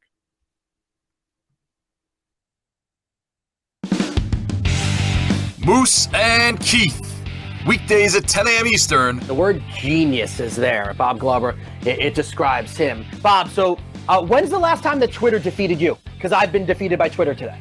I'll tell you how Twitter defeated me one time. I had the mistaken impression that the year that Troy Polamalu won the Defensive Player of the Year, it looked like it was going to go to Clay Matthews Jr. And I tweeted it. And there was a guy on the media bus. He was like, oh, yeah, he's got it, a guy I trust. I won't tell you who it was, but his initials are Mike Garafalo. So I went with it, got a DM from Rich Eisen, NFL Network. He goes, you sure about that? I go, oh, man. Oh, I just got this wave because like accuracy to me is really important. Yeah. So I'm literally on the media bus. We're just getting back from media day. We are slipping and sliding in Dallas. It's snowing. I get off the bus. I open my laptop. I am hunched over, and I just like literally people are passing me. Bob, what's wrong? And it was Polamalu, and Adam Schefter had retweeted me. Trey Wingo had retweeted me. I'm like, oh, I'm dead. So when it's Polamalu, then how do you handle that? Like, what was the subsequent tweet I think afterward? I said, got some bad Twitter info. I didn't put Garafalo's name on there. I had to 10 years later, you can out him. I like that. Yeah. He wouldn't mind that. He knows the stories. Yeah. He actually said to me, hey, Bob, I think you might have jumped the gun on that. I was like, oh, crap. There we go. Campus to Canton on the Better Sports Network. Would Dion bench Shedeur? I don't think he would. Like, how bad would it have to be? Because we've seen horrendous quarterback play from this Colorado team for the last, 4 years, 5 years? JT Shroud, Brandon Lewis, just terrible quarterback play. Like, they were 131st, which is dead last in pass EPA per play. Obviously, it will be better, but how bad does it have to be for him to bench his own son? Like, I'm not sure he will ever either, like, especially with the attitude that he came in with. If they don't get Rashada, who do they bench him for this year anyway? I don't know that there's another answer on that roster that you go to. They don't really have a guy behind him. So I don't even know if we would know the answer to that until the next year, assuming that, he doesn't declare for the draft, he returns, they bring somebody else that's competent and behind him. If they're going to do this the Lincoln Riley way, next year would be the class to bring somebody in. Shedeur Sanders is going to be a third-year player. So he's going to play 2023. I don't think he's declaring for the 2024 NFL draft. So he's going to play in 2024 and then declare for the 2025 NFL draft. And let's remember this. He hasn't had a full recruiting cycle at Colorado. He will have that next recruiting cycle. So maybe he could get one of these class of 2024 quarterbacks there to come to Colorado. However you're invested in sports, from betting to fantasy, collectibles, and more, join our community on Better Sports Network.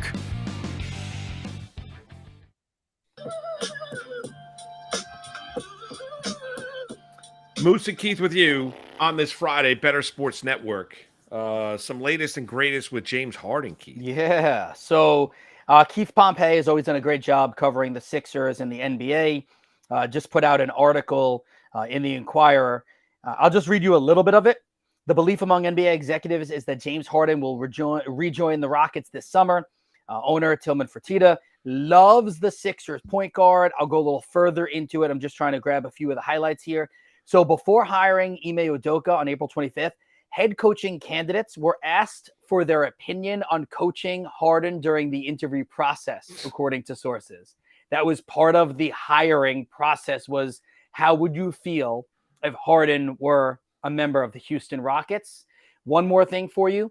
Houston should have about $60 million in salary cap space, and that's good because Harden is about to opt out of 35.6 with the Sixers. Yeah, good. Goodbye, good luck. I'm not a Harden guy. No, me neither. It's also weird. Like, all right, so let's look at the Rockets depth chart because it's a weird roster to throw him into. So it all depends. If you believe that Kevin Porter Jr., Jalen Green, and Jabari Smith Jr., and then Alperen Sengun, all these young players that were either high draft choices or highly thought of. Kenyon Martin, I guess you could throw him out there too, right? If you believe that crew is, one piece away from being a playoff team, then this makes sense, right? If you believe that James Harden, and I don't know what has ever shown us this, but if you believe that James Harden can be a veteran leader to a youthful group, then it makes a lot of sense. If you believe that James Harden can come in there and be the captain of a team, or maybe even turn back the clock and be a guy that goes back to averaging 22 points and 8 assists and 6 rebounds, then it all makes sense. I don't know if I believe in any of that, though. Yeah, I mean, he took on that kind of a role when Kyrie Irving was the other two guard. I mean, that is Kyrie Irving. Is he really going to do that now down in Houston? Like, if you're the Rockets, so you're going to bring back a guy. Number one, can we also have he embarrassed the franchise, like at the end.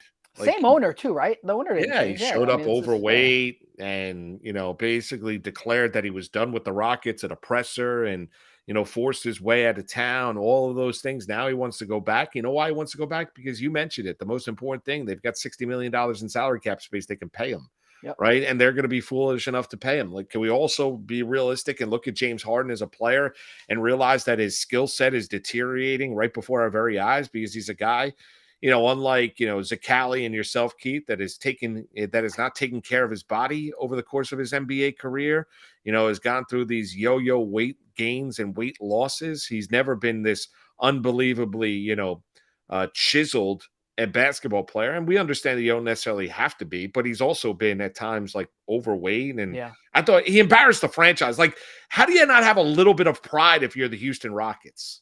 Like, how do you not have like guys, like Because this guy. winning cures all, and if they This guy, believe he can come how, back and help them what win. am I going to win with James Harden? He's a terrible playoff performer. Are they a playoff team if you put them on that roster? I have no idea. So Maybe. you mean to tell me now? You mean to tell me so?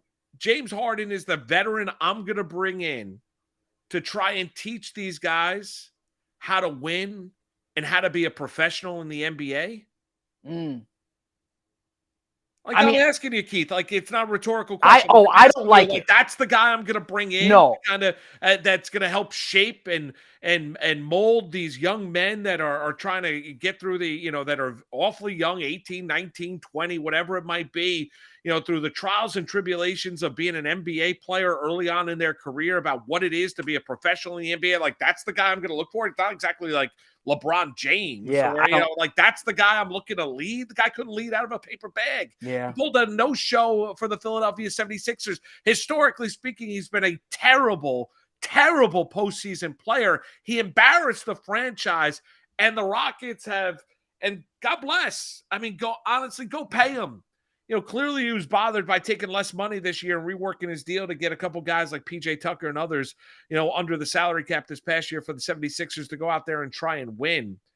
Kendrick Perkins said it best the other day. Like, Joel Embiid needs something better deserves more than what James Harden is. Like, I've never been a big fan of James Harden. It really has, since he pulled those shenanigans down in Houston, and people want to, let bygones be bygones. It's player empowerment, all this nonsense that you see. No, or I'm getting paid a ton of money to represent a franchise, and I've got to understand how to act like a professional. So good luck.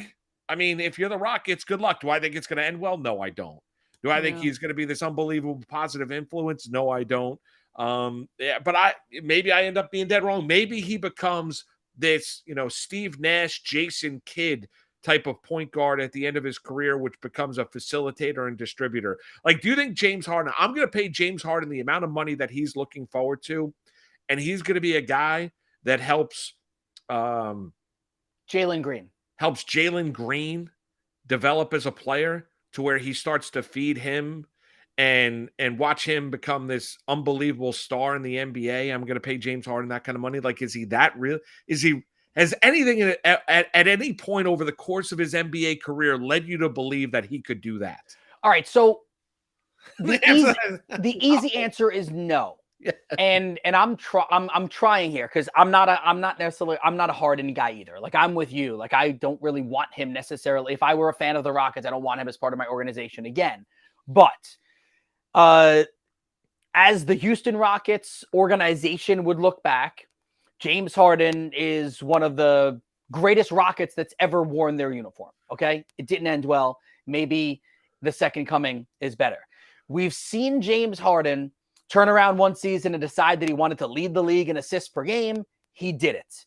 When he went to Brooklyn, he was more than willing to facilitate for Kyrie and for Durant. Now, it didn't last long because that whole organization and that whole group didn't work out. The only thing I can think of is this. Three things. So one, the money is why Harden wants to be there. And I think that I honestly think that's number one. Number two, all of his family is still there. And everything I've read is that he really wants to be around his family and his friends. And he loves the city of Houston. I think he even has a restaurant in Houston as well. And the third one is, at some point, and this is the one that I'm not sure if it's true or not, okay?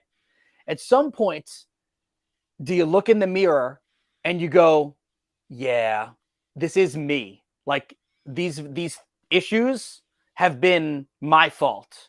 I have set this. Now, I'm a great player, and I've gotten all my stats. I've made a lot of money, but I haven't been able to win because I haven't been able to do this, this, and this.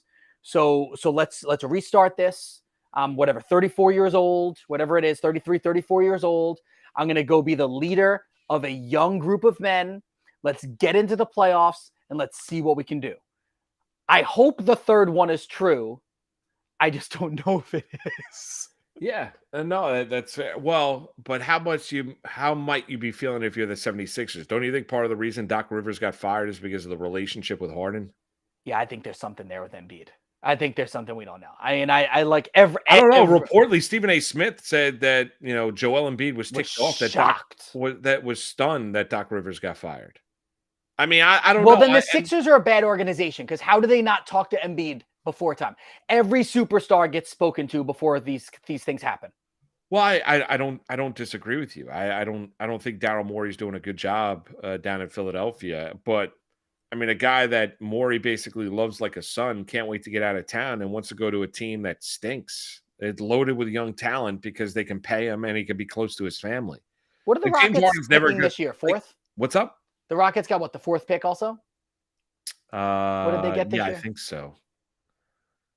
Yeah, I think it was Detroit then Houston, right? Yeah, because the top three were San Antonio, Charlotte, and then Portland. Houston's 4, yeah. Yep. Yeah. So Houston's going to get probably one of the twins. They'll get I think it's Amen, I think is the better one. Yeah, so they'll get one of the twins. I don't know. Now God bless. I mean, go out and but the motivation for James Harden is not, once again, it's money and I think it's family. Yeah, it's money and family. They can pay him, and he wants to be close to his family. It has nothing to do with I'm going to pay. Nothing to do with winning on the court. And we could all admit that Harden's no longer the same player he once was, right? No, he shows some flashes like he did in the playoffs. Happens. Yeah. Every superstar is going to be able to show flashes every once in a while.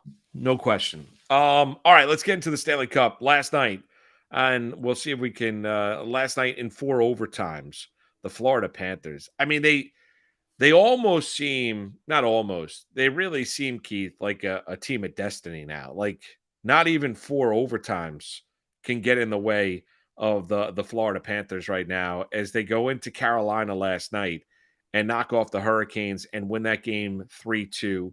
They have a 1-0 lead in the series. Once again, how much do you feel if you're a Calgary Flame fan? I mean, Tkachuk, once again, with the big pivotal goal, the game winner for the Florida Panthers last night. They went through Boston, then they beat Toronto. Now it's Carolina. They come up with every big goal. Bobrovsky makes every big save. Here was the final call last night from Kenny Albert, who is amazing. Take a listen. Brent Burns with 15. Bennett keeps the puck alive. Tkachuk with a shot. He scores! Matthew Tkachuk with 12 and 7/10 seconds remaining in overtime number 4.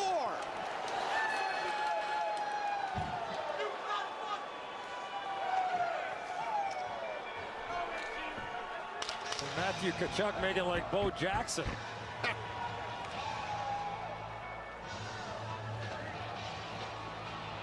Matthew Tkachuk with his second.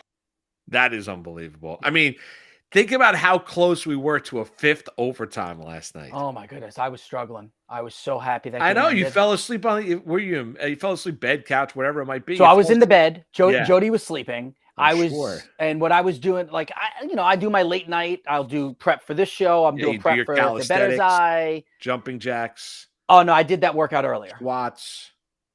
Yeah, I came. No. I came down. I rode the Peloton bike during the 3rd quarter of the NBA game. Nice. Got a nice. It was like a 20-minute ride. Good sweat. Nice. Now, do you do a class or are you just riding? No, I want to watch. No, so when I don't really like cardio for me. Like, I don't want to do too much cardio because I'm never trying to lose weight. I'm not like that's not. Everyone's got their own things. If anything, I'd want to gain weight, not lose weight. So I ride the bike as a twofold. One, I think it's important to do cardio just to keep your insides good, but also it keeps you awake. So it gives you a little jump start. So I did that during the third quarter. Went upstairs for the 4th quarter. Was bouncing back and forth between that and hockey, and I would have my laptop on my lap, and I'm doing Better's Eye prep, getting some players that I'm monitoring for today. Obviously crunching stuff for this show as well.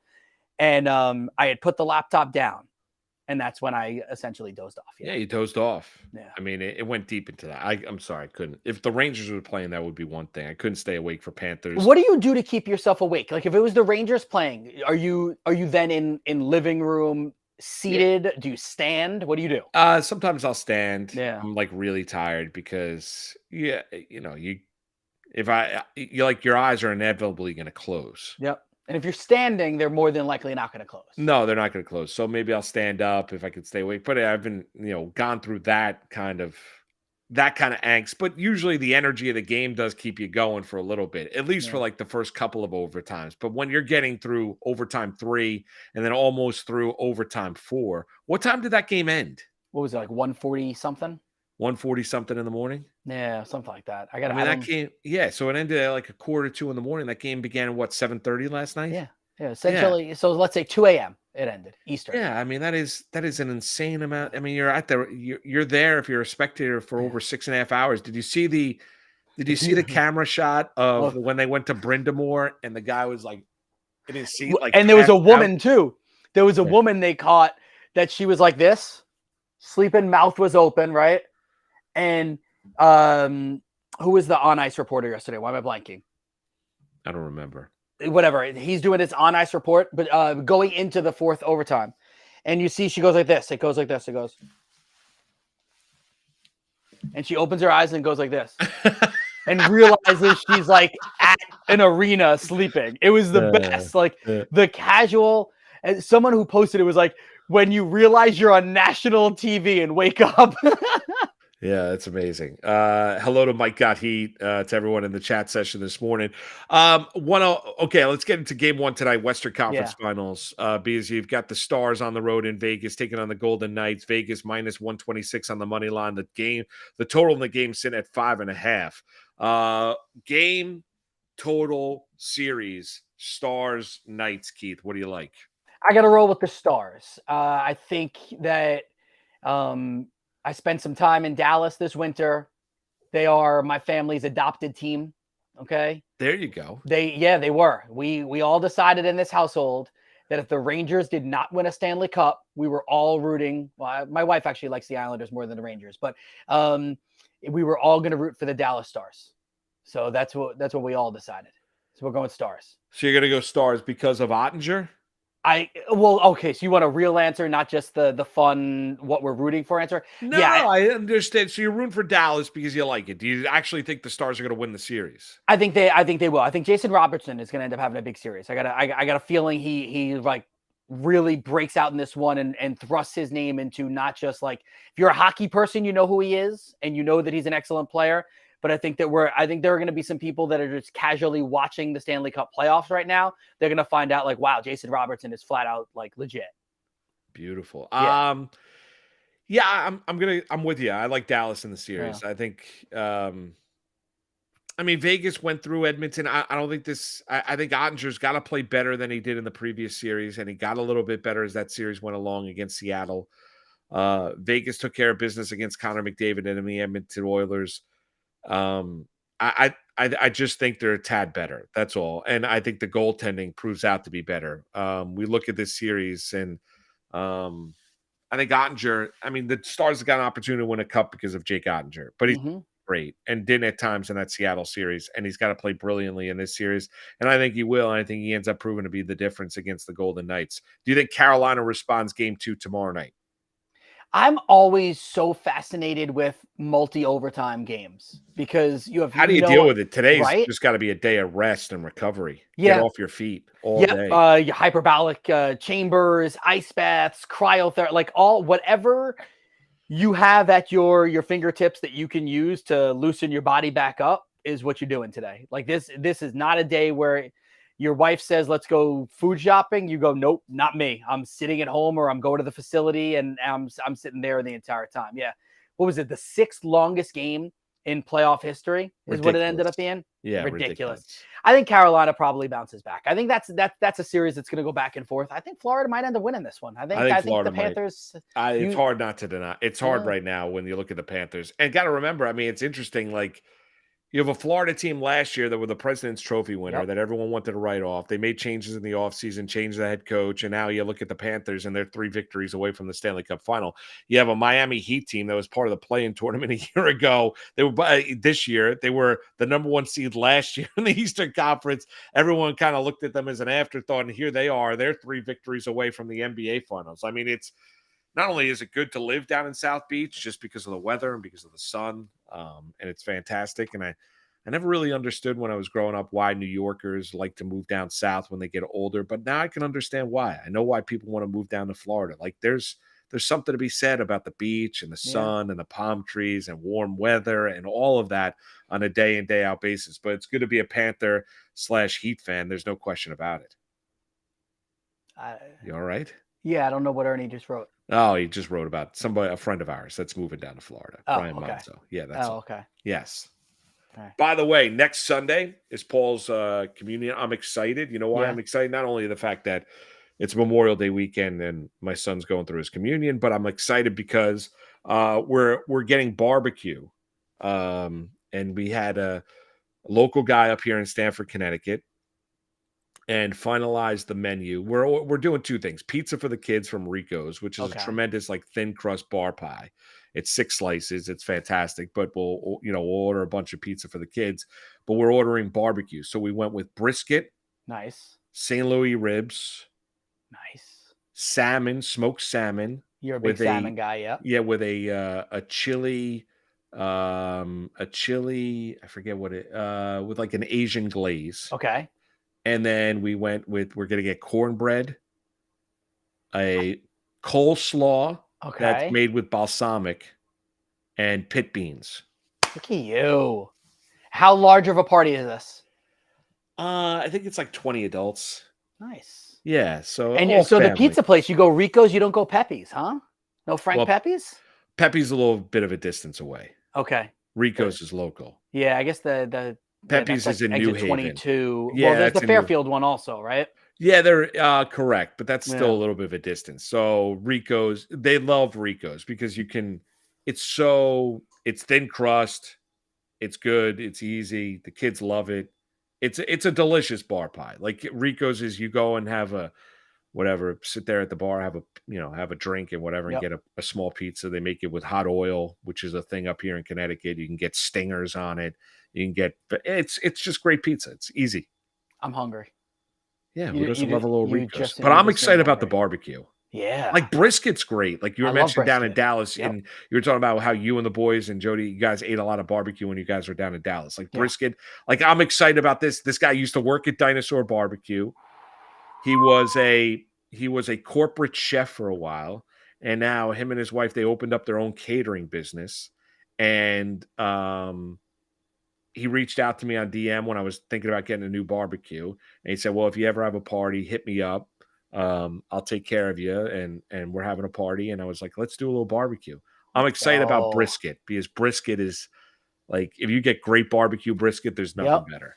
And being especially this guy is brand new to this portion of the world, you're getting the best of the best here. Listen, he also knows that if it ends up, if it smashes and the crowd loves it, not only are you going to recommend, you're probably end up mentioning on your shows. So there you go.